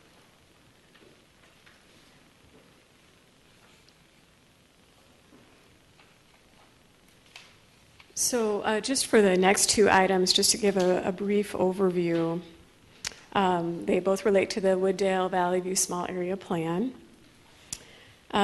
Speaking of not having hard defined definitions, this is a general plan area, and one of the things that we thought we would ask the planning team to do was to add more definition to the study plan itself in terms of boundaries. And then in terms of small area plan rules, so this is also kind of feeding off of some of the feedback from the survey, looking at the council as being the folks that sort of give the initial direction, the call to action.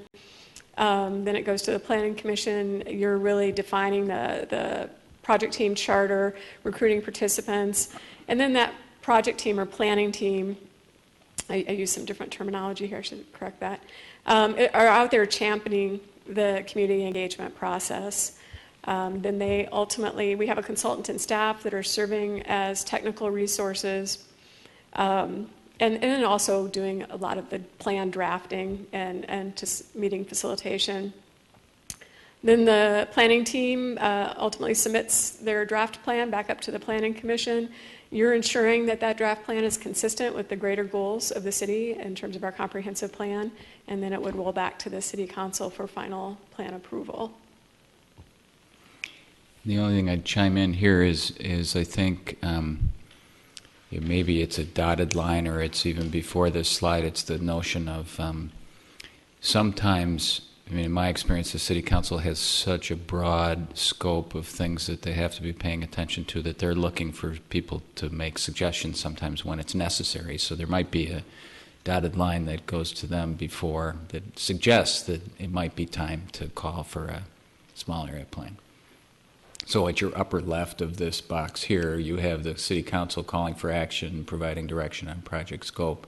Even before that is kind of a suggestion to the council that might be time to do a small area plan, which we kind of did through our work plan Okay. at the beginning. But just Okay. going back to the template notion, that might be a good, almost pre-first step. That could potentially come from different sources, right? Right. Yeah, So that'd maybe be it's- kind of a Arrowin or something, I Right. don't know. Sort of a community bubble Yeah. narrowing in. Yeah, Okay. who knows where it comes from Okay. then. Then in terms of the process itself, we have a startup phase where we would have a kickoff meeting, which we're proposing to do June 18th. We would appoint the planning team, and we have that tentatively scheduled to bring to you on July 9th, I believe. And then we would hire a consultant. And our initial goal right now is to be recruiting the consultant during the month of June. Staff and Commissioners Forrest and Lee would screen those proposals and then narrow it down to a field of 2 or 3 that then would go on to the planning team for selection. Then the next phase is really the planning process, where we're doing our community engagement, we're synthesizing data, drafting the plan, and then on to plan approval. We're anticipating most of the intensive work for the planning process then is going to be probably pre-planning in July and August, September, kind of heavy engagement during the month of October, plan drafting November, December, and then moving forward to plan approval in January or February, and that would go to the Planning Commission and then ultimately to the City Council. For the planning team membership, we're proposing a relatively small group. It would kind of be in the range of 6 to 8. I think once you get larger than that, you have a hard time getting work done without having to divide into small teams. So again, this would technically be a working group of the Planning Commission, and we have our 2 planning commissioners that would serve as chair or co-chair. And then we'd be seeking approximately 4 neighborhood representatives, 2 business representatives. Those numbers could fluctuate, I think, depending on who volunteers for our effort, and the staff liaisons and the consultant. The planning team responsibilities would be to devise on the best methods to achieve public participation, to champion the project, assist with meeting coordination, facilitation, brainstorm solutions when conflicts arise, present updates to the Planning Commission, ensure the project remains on schedule.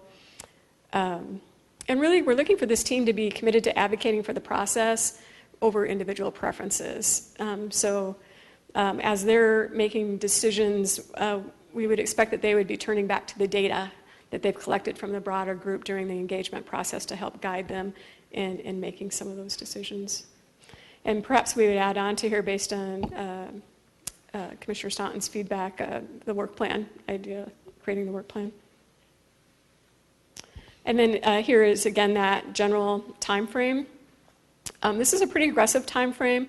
I think it is possible that the engagement will kind of carry from October into November, and then we hit the holiday season, which would slow things down, so we might have to wait until January to get feedback on the draft plan, which means it would come back to this group probably during the month of February.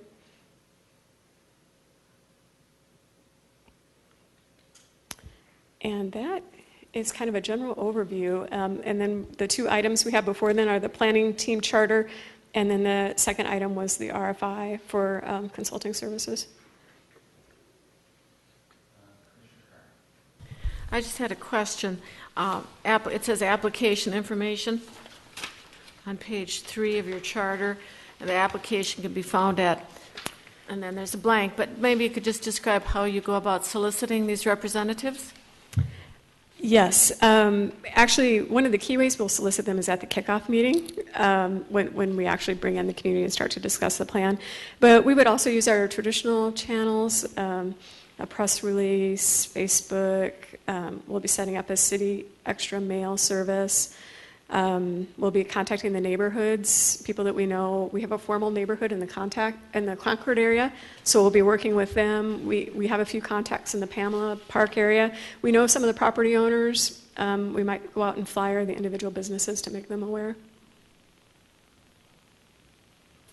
It is it's the holy grail of community engagement. Is how do you get on people's radar screens? And I know we tried to think of so many different ways, and some of it's happenstance. People are just into something else at that moment, and they don't see it come across the screen. And there's not a whole lot you can do about that other than try as many different channels as you possibly can to let people know what's going on. I should mention another new channel we have is Nextdoor as well. I don't know if any of you are participants in that, but that would be another area we would post the opportunity. I was just going to ask about that one. So are those communities within that? I see the city actually setting out things via Nextdoor now, and at least my neighborhood has 300 or 400 people in it now that get it. So I don't know how many people are Concord on for here. sure is. I don't know the status of Pamela Park. Okay. I think it's a pretty effective tool. It always pops up on your screen, so it's always there in front of you. Can you tell me what that is? I'm not familiar with it. It's actually a company, and they go and in a neighborhood, like say for example Morningside neighborhood, someone has asked Nextdoor to set up a group for that, and then essentially in the community go out recruiting to ask people to sign up for Nextdoor, and it's kind of a community forum. It's become kind of the water cooler of the neighborhood, in my opinion.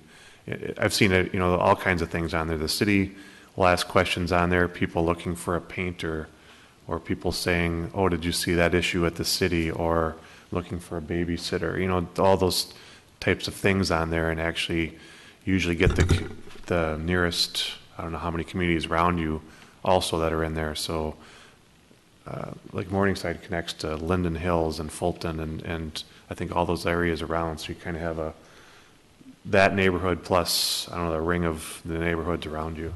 So there's a lot of stuff that goes through there now, and it's been around for maybe about a year, roughly, in Edina, something like that. Maybe not quite that long here in Maybe quite Edina. like that Maybe. I think we had some groups that had self-organized on Nextdoor. The cities have an official relationship with them for about 6 months, I think. Yeah, so somewhere in that range, Yep. seen it. But I think it's pretty effective for getting out those things, and you may want to consider just weekly, probably not weekly updates, but just something, a steady flow of information, not just on the recruiting, but just having it, to follow along, and that you probably keep a lot of people engaged you never even know about just because of that. Suggestion. Commissioner Schroeder. I just want to make sure I understand one thing, and I see it's written very clearly in here. I just want to make sure that the planning team functions as a working group of the Planning Commission. And so we are approving this body. We're the ones who are giving them their charge to take this back to the community. It's not City Council. So it really, as kind of is defined well in some of the survey stuff, it is still the Planning Commission who has this charge for doing initial planning in this community. Okay, I just want to make sure. It's an interesting take because sometimes city councils decide that they are the body for appointing people to task forces, but we're saying this is our working group. And the second question, as a working group, are they bound by the same kind of bylaws that we have? Is it, I don't know how they function relative to how we do our work, or if it even applies. And maybe it's separate and different and not necessary to consider. There is a specific section in your bylaws that talk about working groups, and there is a fair degree of latitude depending on the nature of the working group with respect to how they function. The one thing that would be consistent is that at least a chair or a co-chair has to be from this body, and a majority of the members can't be from this body for it to be a working group. By definition, that includes outside members. Otherwise, there's latitude in terms of meeting notices and minutes, although we would say that for a project of this caliber and this visibility, that we would recommend that we follow the public the public meeting notice requirements that the Planning Commission would follow, and that we take some level of minutes relative to the project. Yeah, and I find one of the things that's interesting right out of the gate is kind of cobbling together the membership. I think what you've identified here as as an initial take on kind of about the right number and the demographics, so to speak, is right.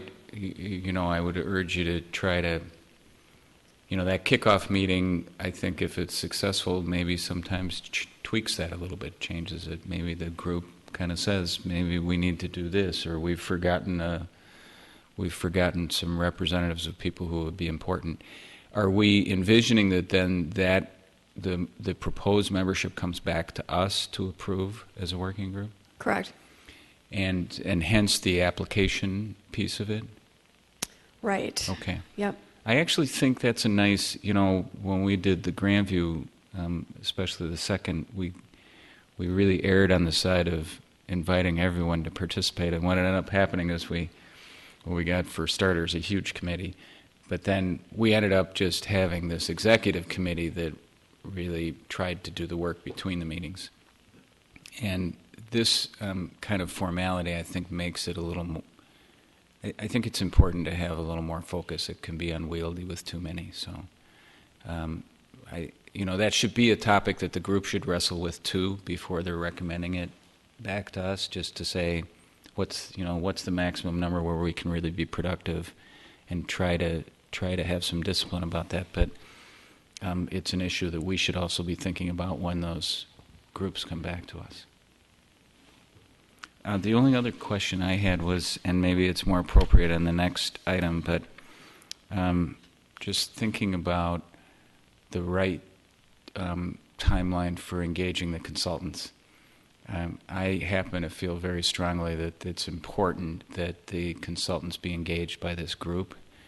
And I kind of like the compromise that you're striking, because you've got an aggressive timeline, and I think it's good that you have an aggressive timeline, that you would get the kind of request out there now, and then it comes in, you have the two kind of co-chairs from the Planning Commission and staff winnow that down, and then you have the group select from 2 or 3 that you think are, I don't think that's too bad, but I'd be curious what other people think, if that strikes the right balance. I think what works is that you're not asking for a request for proposals, which would bind with it a work plan. Yeah.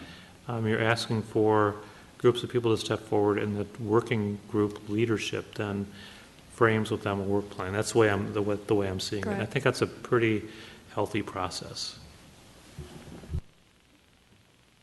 Okay, good. So you want to talk about the request for interest? Is that the last Yes. piece? So as we already mentioned, we would be simultaneously doing this while we were recruiting planning team members and doing that kickoff meeting. And then again, it would be screened by Commissioners Forrest, Lee, and staff, and then we would forward the 2 to 3 finalists, so to speak, to the planning team for their selection. Yeah,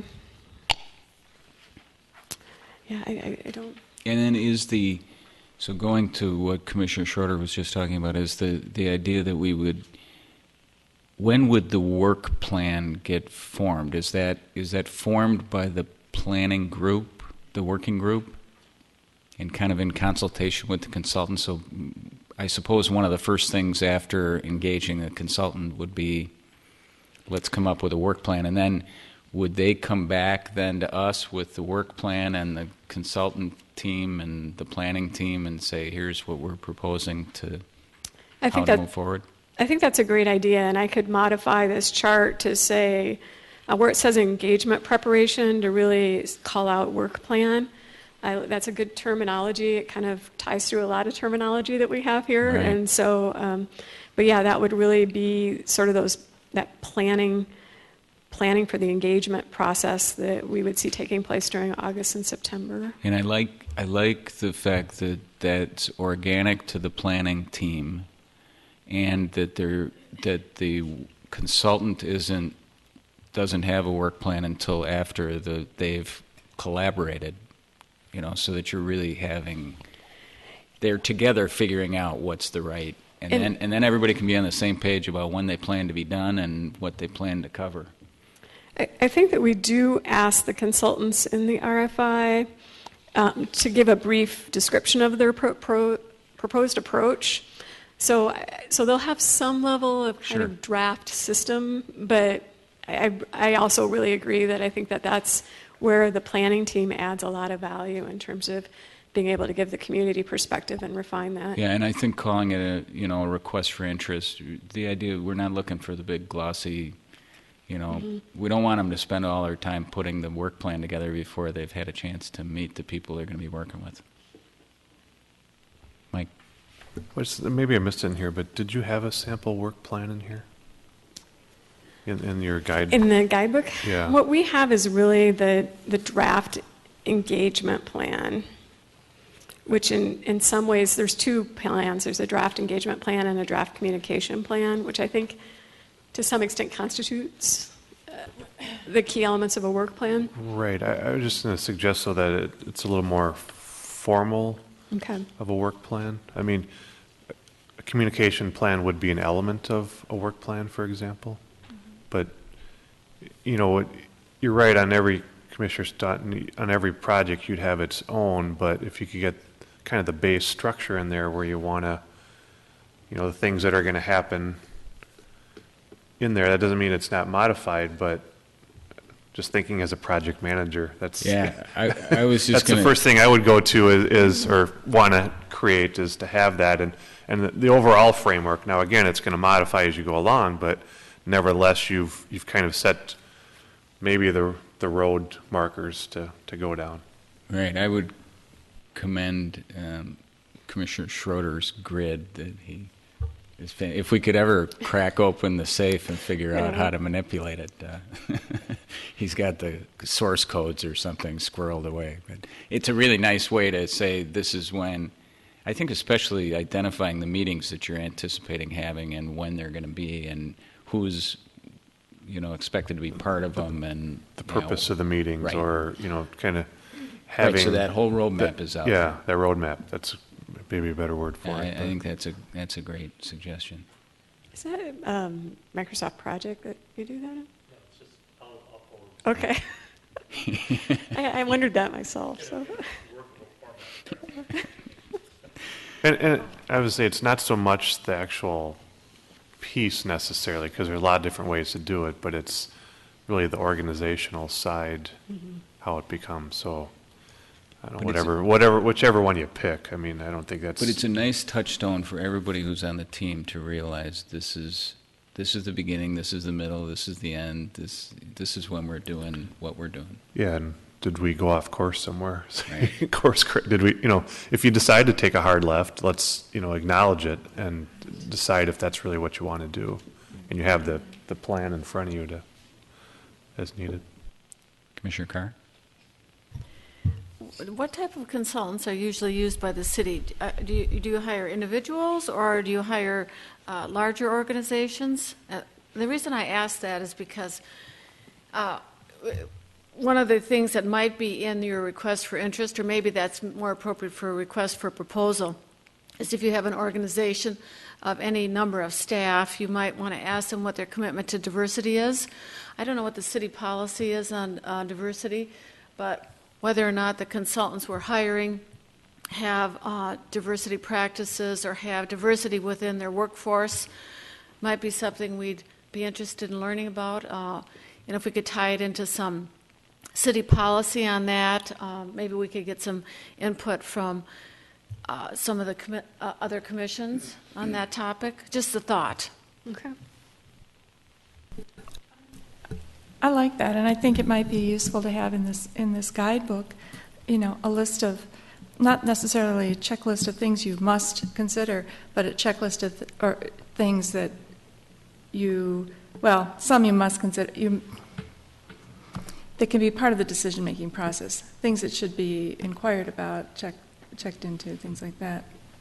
And there may, like you said, already be some city policy regarding that.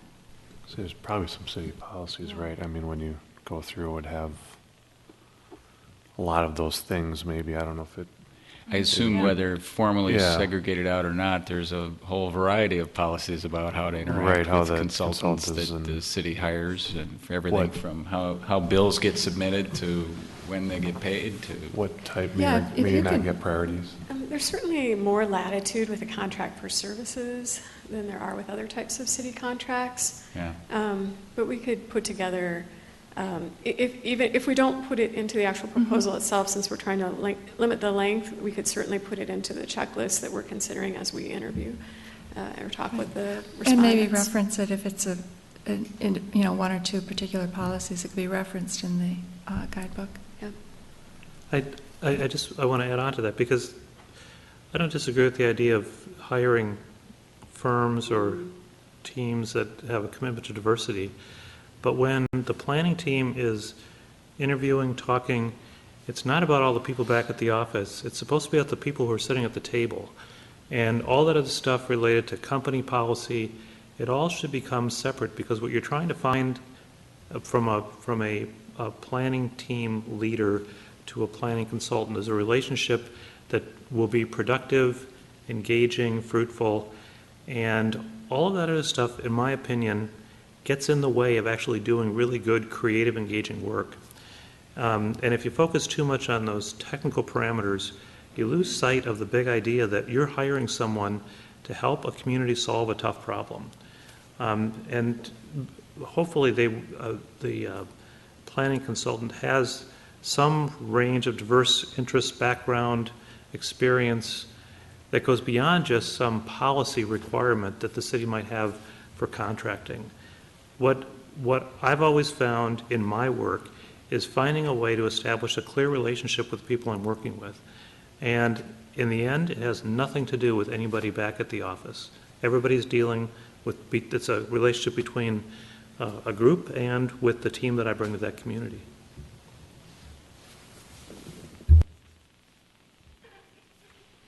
Yeah. I would just say that on that particular issue of, if you're comparing two firms that are similar and you've interviewed them, you like both the consultants, I would say, if one firm has more of a commitment to diversity than the other firm, you might use that as a criteria to help make your selection.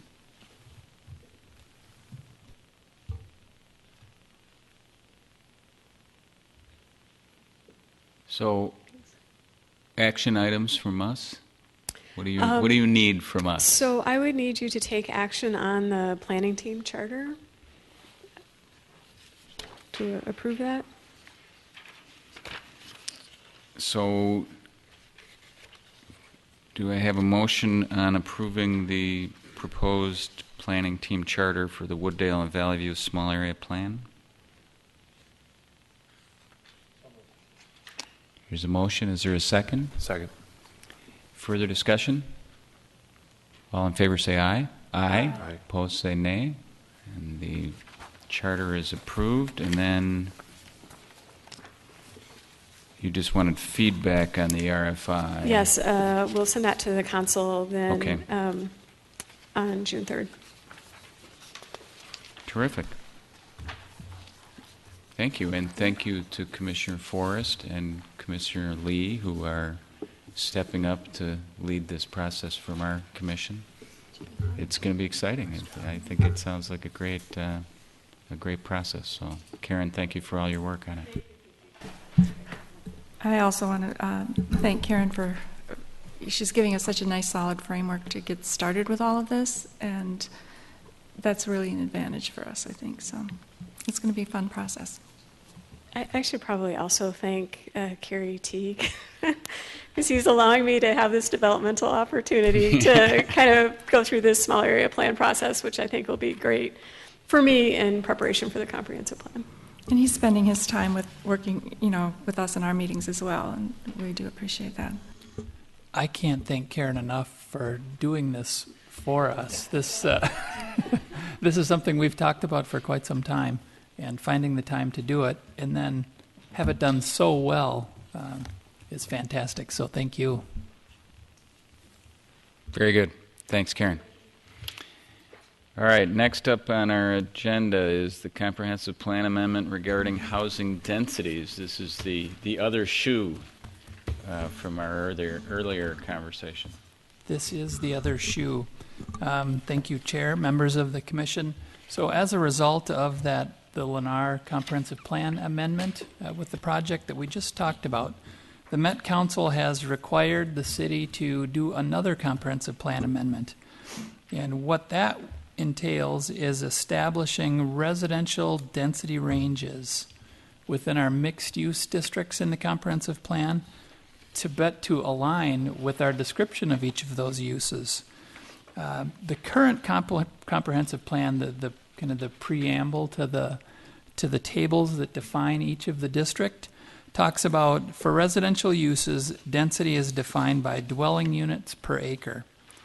It goes on to say for non-residential and mixed use, intensity or the density is typically defined by FAR. So staff has incorrectly interpreted this, that FAR could define density within those mixed-use districts. Met Council is telling us they cannot define density. As noted on the pages A3 through A6, we do have density ranges that are established. And the mixed-use districts that I'm talking about are the office residential district. That includes Pentagon Park and some of the offices along some of our major freeways along Highway 169. There's also the west side of France. Most of that area is designated OR. Mixed-use centers include Grandview, the Centennial Lakes area, and 50th in France, and the CAC, the Community Activity Center, which is Southdale, and then the Regional Medical District. The residential density ranges within those 5 groups are between 1 and 3 units an acre, which is actually less dense than our single-family, low-density residential areas that allow up to 5 units an acre. So there's a disconnect there. When you look at the descriptions of each of those districts, some of the language, it all talks about multifamily housing. Like in the CAC, it talks about the most intense district in terms of uses, height, and coverage. So they just don't match up, and the Met Council is requiring that we do that. Those who were on the Planning Commission back when we did the comp plan back in 2006 through 2009 might recall that the version of the comprehensive plan that you approved and moved on to the City Council didn't include density ranges in any of those mixed-use districts. It was all defined by the FAR. And that was also the case with the plan that our City Council approved. Met Council required us to put ranges in there. So it was done after the fact, and we've researched and can't figure out where those ranges came from. They're clearly an afterthought as they're listed below the FAR ranges. Be that as it may, so we need to So no one's fessed up yet to putting in the 1 to 2 or the 2 to 3 units per acre. What a mystery. It is. It truly is. I've contacted our consultants, former staff, and we can't figure it out. So you went back to the minutes from the meetings and the approval, and it didn't have the units? They're right. So what I've done here in the memo is I took a look at some of our surrounding communities, Bloomington, Richfield, Minnetonka, just to take a look at how they guide some of these mixed-use and high-density areas. I note that Bloomington doesn't have a limit in their high-density residential areas. In their mixed use, they talk about 0 to 60 units an acre. In the Airport South mixed-use area, they talk about 30 to 131 units an acre. City of Richfield doesn't establish maximums. They just have a minimum of 24 in their high density and in their mixed use districts. St. Louis Park has a range between 20 and 75, utilizing a PUD on the high end. Minnetonka just has a high-density residential range and mixed-use range of 12 plus, so they don't have a cap. Minneapolis, their medium density is between 20 and 50 units an acre, which is higher than our high-density residential currently. And they define very high as over 120 units an acre. So what I've provided in draft form for you to consider, and we can have some discussion on it, but this would be on your agenda for your next Planning Commission meeting to establish density ranges that are reasonable and would work for us. So as an example, the CAC, the Southdale area where we talk about this is the most high-intense district, I'm suggesting a range of between 20 and 60 units an acre. 12? 12 and 60 units an acre. Our current high-density residential range is between 12 and 30 units an acre, so this would double that. But again, comparing to some of these other cities, it would still be on the low end. Next one is office residential, where currently it's a range of 2 to 3 units. I'm suggesting 12 to 30 that would be consistent with again, our high-density residential range. This is the area that Pentagon Park is included in this area, and we've talked about wanting multifamily development in that district. So our 2 to 3 range certainly doesn't work for encouraging mixed use there. The next would be the MXC, the mixed use centers. This is 50th and France, Grandview, and the Centennial Lakes area.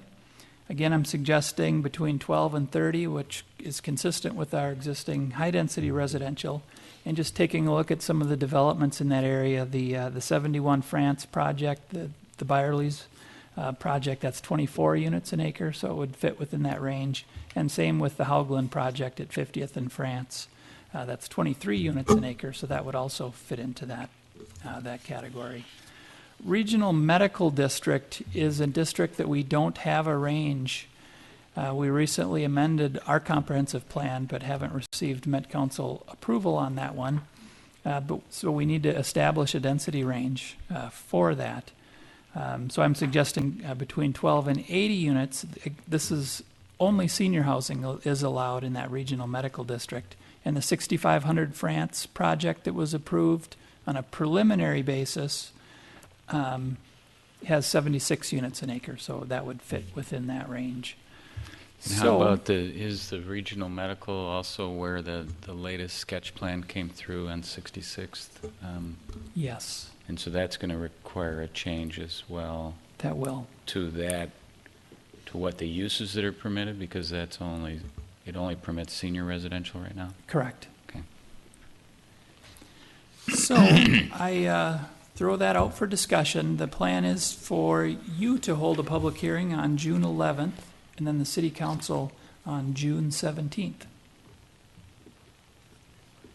Commissioner Platter. So I just have a couple of comments to this. Yeah, it is surprising, the 1 to 2 an acre. That doesn't make any sense.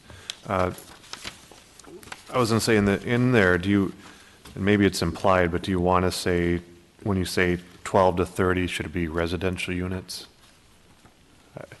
I think that'd be more descriptive on all those, so versus just units per acre. That's kind of a housekeeping thing. Sure. Well, I'd like to say density guidelines within that. I think it should say residential units per acre. Just as far as, I'll quickly run down my opinion on these. So the community activity center, I think that actually should be higher. I'd actually like to see that be closer to the St. Louis Park, 20 to 75. That's, truly the Southdale area, that's the area that, in my opinion, would get that. That's my 2 cents. The office residential, maybe a little bit higher, maybe a little bit higher for the mixed-use center. I think the regional medical, 12 to 80 makes sense. The only thing I was going to say is you don't, for the neighborhood commercial, you don't have anything, and I'd like to suggest that also be changed. Right now it's 2 to 3 units per acre, and my thought is it should match like the medium density residential, say, at 5 to 12 units an acre. And, some of the areas you talk about, there are 2 stories there now where there are apartments in those. So I'd like to make it possible in those areas, at least as a guideline. So that's kind of an add-on that beyond what you have right now. If, I don't know, people's thoughts on it. Commissioner Carr? Well, I would agree. I think the CAC, I would agree that we could move up on that, 20 to 75, similar to St. Louis Park. I think that makes sense. Then I just had one other question, and that was on your high-density development in Edina chart. And I didn't see some of the more recent proposals, developments there, like One Southdale Place, the Byerly's development, or the Lennar. And I was just wondering why those are not listed. The One Southdale Place, this number will shock you, but that is an 80-acre parcel, so the density for that project is under 3 units an acre. Okay. So that actually fits for our categories. But the Lennar project, that is 52 units an acre, so that would fit within the CAC designation that you're talking about. And the Byerly's? Oh, the Byerly's, that's 24 units an acre, so that would fit under the MXC. I see what you're saying. Designation as well. Okay, so this high-density development in Edina, this chart is meant to demonstrate densities in which types of areas, which zoning areas? Any particular zoning area or not? The zoning wouldn't change. Okay, This is just for the comprehensive plan. okay. So we would look at floor area ratios, if we're doing a PUD, we would look at this range that's established by the comprehensive plan. If you're on the higher density range, we might look for more of these things that we seek, the pedestrian-friendly, sustainable development, those kind of things. So this is just an example of densities in multifamily residential projects. Correct. Yeah, it's all of our mixed-use districts. All right, thanks. Commissioner Platter? Just one more comment, and maybe it's implied in here, but it appears even with these changes, and for the most part, we're well below our neighbors. Is that right? That is correct, yeah. Even with these that we're talking about, we would be below some of these adjacent communities. Like well below in many cases. Throughout Minneapolis a little bit there, that's kind of an extreme example, but even more typical around us, they're much higher. Is there a reason for that, or in other words, how we got here is I'm just asking the question. It seems like I don't want to say the word we're really limiting ourselves if we're on competition with our neighbors for projects, but sure seems like we potentially are here by doing this, being so far below. I know we have the PUD process, but just looking at it from that standpoint, you may preclude us from potential projects with our surrounding areas. Okay. Commissioner Schroeder? In our current comprehensive plan, don't we allow for greater density for certain things if they're added on, of sustainable building practices, affordable housing? So if we set a cap, for instance, in the CAC at 75, it doesn't mean that somebody couldn't go beyond that, because I thought we had a provision at one time in our draft for a comprehensive plan for going beyond the specified density, even though it was FAR, if a developer were to deliver certain things that were of interest to the community. Does that still operate? It's operative here? That language, I believe, is still in the plan, but McCouncil is telling us that we need to have a specific range. But you're right, if, say, we establish a 12 to 75 in the CAC, we could exceed that and not necessarily need a comprehensive plan amendment if some of those things that you're talking about are included in a development. Commissioner Forrest? Yeah, I think that's an interesting point that we are lower than our neighbors, but at least the comp plan is going to be reevaluated in the next couple of years too, so that's good. It almost looks like these old numbers were the number of buildings per acre versus the number of units. I was just going to say I like Commissioner Platter's point on identifying the units as residential units. I would just suggest that you use the term dwelling units just because that's what's used on the previous, in the comp plan otherwise. But I like that idea. And possibly our height limitations in Edina may preclude us from having higher densities per acre for some of these super high ones too. I'm not sure, but. Yeah, in practice, the height and the floor area ratio are still going to limit the size of development. The only other suggestion I'd have on this is we may want to consider, since we're right in the middle of a lot of detail work on Grandview, planning, detail work on Grandview, we may want to consider splitting that out. If there's a, if there's a piece of this that needs to get done in the very near future, I don't want to create a big sideshow over that issue, because I think density is something we'll be talking about as we move forward on Grandview over the next 6 months to a year. And so it may be just as well to, if there's a way to put that in a different category, and then as that process sorts itself out, the comprehensive plan can be amended to reflect what everybody decides is the right answer there. We could do that in one of a couple of different ways. We could separate out that mixed use designation, separate out Grandview. It could be mixed use 2 or whatever we decide, and leave it as is. And those other 2 areas, essentially creating new districts and have that density range for Centennial Lakes and 50th and France, or just leave the MXC for another time. No, that's true. We don't need the MXC for now, but if other things, I don't know how long that process is going to go on. I kind of prefer the first of those 2 options, but maybe, that's certainly something we can talk about. This has been a good. I'd prefer the first of those options too. Yeah. Just capture is, if you're going to do this. Yeah, we move forward on the other stuff that's in the Southdale area and 50th and France, and then, there's going to be Grandview have much its more own planning on piece to Grandview. that. I don't want to distract from trying to get this done with that. Well, this has been a good introduction, so I think you've gotten some good feedback here to maybe tweak this a little bit. When you bring it back, obviously we have 4 other members who haven't been here, so sure as they're probably home tonight watching the tapes. Commissioner Carr.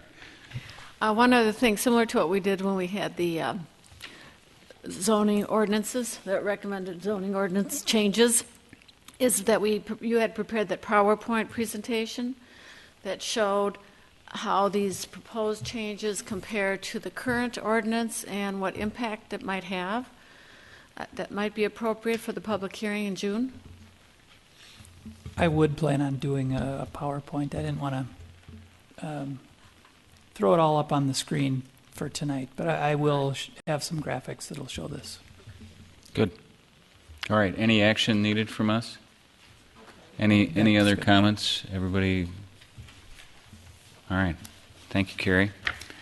Next up is the work plan. I know Commissioner Carr at least had asked for, I don't think you're the only one, had asked for the work plan to be put on an agenda, and as Commissioner Platter noted at the beginning of the meeting, we do have 4 members who are absent, so perhaps we can certainly continue this on. I think it's good to kind of mid-year look at this, because we will pretty quickly come up on the stage where we're going to have to start crafting the 2015 work plan, because we generally meet with the council in September on that. So this is an important time to look at this and kind of get a sense of where we're at. Any comments as you're looking through it this evening?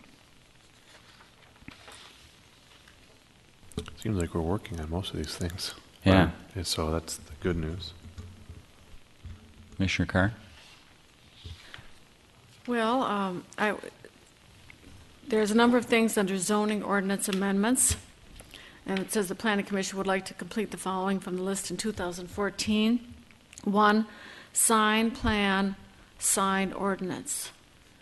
And Carrie, could you give us an update on what work is being done on that issue?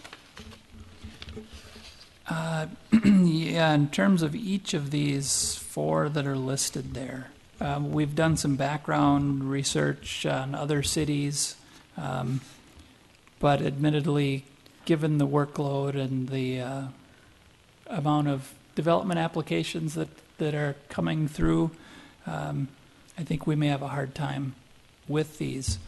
I would see maybe our most pressing issue is the sustainability, the PUD type regulations. If we could knock that one off this year, I think we'd really be doing well. Because the others, while they're important, I see the sustainability in the PUD and getting a handle on that and establishing a policy as a little bit more important. And we are going to be bringing the midterm comp plan item to the commission, I'm hoping in June. Commissioner Schroeder had put together a good kind of preliminary stab at it, and we did meet with Carrie and Karen because it occurred to us that it ought to dovetail with the visioning efforts that the City Council is putting together and that Karen is leading at a staff level. And so we're going to try and coordinate that and then bring that back to the Planning Commission to talk about a plan on that front. Tree ordinance we've got underway. The Wooddale Valley View small area planning is obviously underway. Grandview next steps. But I think those ones, Commissioner Carr, you had talked about, we did outsource to staff those initial ones. So come on, Carrie, get with it. You got to catch up with us. We're mowing through our list. We have actually compiled quite a lot of background city comparisons from. Well, let's look for some opportunities maybe to get that on agendas here as we have some gaps going through the summer. And hopefully we can tee those up one at a time. And maybe a suggestion for even getting it moving. For example, I've indicated an interest in the lighting regulations. Is just you and I could talk and look at some of the. I've looked at other city ordinances. Can't recollect the details at this particular point in time, but we could take a look at those and at least maybe give the Planning Commission kind of a summary, high-level summary of what other cities are doing. Not necessarily have drafted our own, but to get some feedback from Planning Commission members as to what we are interested in as far as the lighting ordinance. Good. Commissioner Forrest?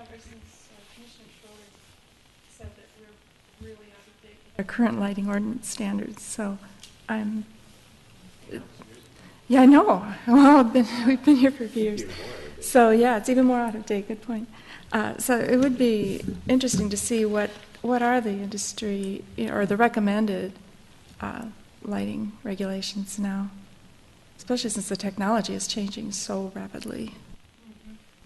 I was going to put a plug in for parking too, because it seems that comes up continuously.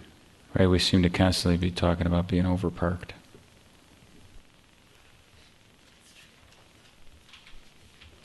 Okay. Let's put it on the agenda for next time as well, because we did have 4 folks missing, and if people have additional thoughts, we can talk about them at that meeting, but I want to get their input as well. All right. Correspondence and petitions. The attendance sheet is in here. I don't know if did we get a council update this time? Maybe there's not a council update. There's no update? They're working hard. All right, that's the update. Chair and commission comments. Any updates to share from any liaisons or Commissioner Carr? No, I wasn't able to attend the last meeting on the Living Streets Advisory Group, but I did read the materials that they sent out, and they're making good progress. Good. They're actually developing the guidelines and the plan, and I was provided the chair with some comments, so they're definitely making progress. Okay. And I see that there's lots of construction going on at certain intersections on France Avenue that are leading to new crosswalks and the like. Is that underway? Okay. Is there a date, Carrie, do you know when that France is scheduled to be complete? Just curious. Sorry, yeah, I Okay. don't know. I'm hearing November, December. Oh, okay. Grandview, the city council, in a work session last week, asked staff to come back to it at its next meeting with a request for interest for a development partner team for moving forward on Grandview, and so look for that at the next city. I think it's at the next city council meeting. They'll be considering that, and hopefully that will move us to a new phase of action on the Grandview process. But other than that, I don't have much to add. Commissioner Platter? Just one thing to add on the tree ordinance that was through the council on May 6th, and essentially it was tabled at that point to bring to a work session in early August, I believe. August 4th. August 4th. So as part of that, we were going to bring some of their comments back here, I believe at did we decide our second June meeting, correct? That's right. For discussion, and then ideally have some discussion on that, and potentially at our next meeting after that, or one of them after that, go through some proposed changes to take into the council work session. I believe that's what we were planning I on. think that's in that way we can have a revised document by the time we sit down for that August 4th work session. All right, staff comments? I do have one item. I was informed today from our city clerk that there is a religious holiday on September 24th, the day we are scheduled for a planning commission meeting. So we don't have to decide anything tonight, but I throw that out there. We could just cancel it all together. We could move it to a week before or a week after. But nonetheless, we can't hold a meeting on September 24th. See, I like how we did it the last time. I think we ended up starting depending on the things, just having one meeting and starting it early if we needed to. I think that's how we solved one of those last fall, didn't we? I think that worked pretty well. Well, maybe you could bring back a menu of options for how to manage that at the next meeting. Yeah, or maybe I'll send out an email to everybody that's since even we've right. got a few missing tonight. Maybe That we can- actually would be a really good way to see if anybody's got plans or, if it gets... Okay. I mean, if we're going to move off of a Wednesday, the problem is people, I think, have carved out Wednesdays, so it's hard to... Once we start going to a different day of the week, sometimes it's hard to get everybody here. Right. Okay. Anything else? Jordan, That's it. anything? Jackie? Thank you all for your Just work. commend Jackie. She's on vacation technically right now. Is that a die-hard? Doesn't or what? look like vacation. We're a vacation. Thank you, Jackie, for being here. All right, I'd take a motion to adjourn. I move we adjourn. Second. All in favor, say aye. Aye. Aye. We are adjourned.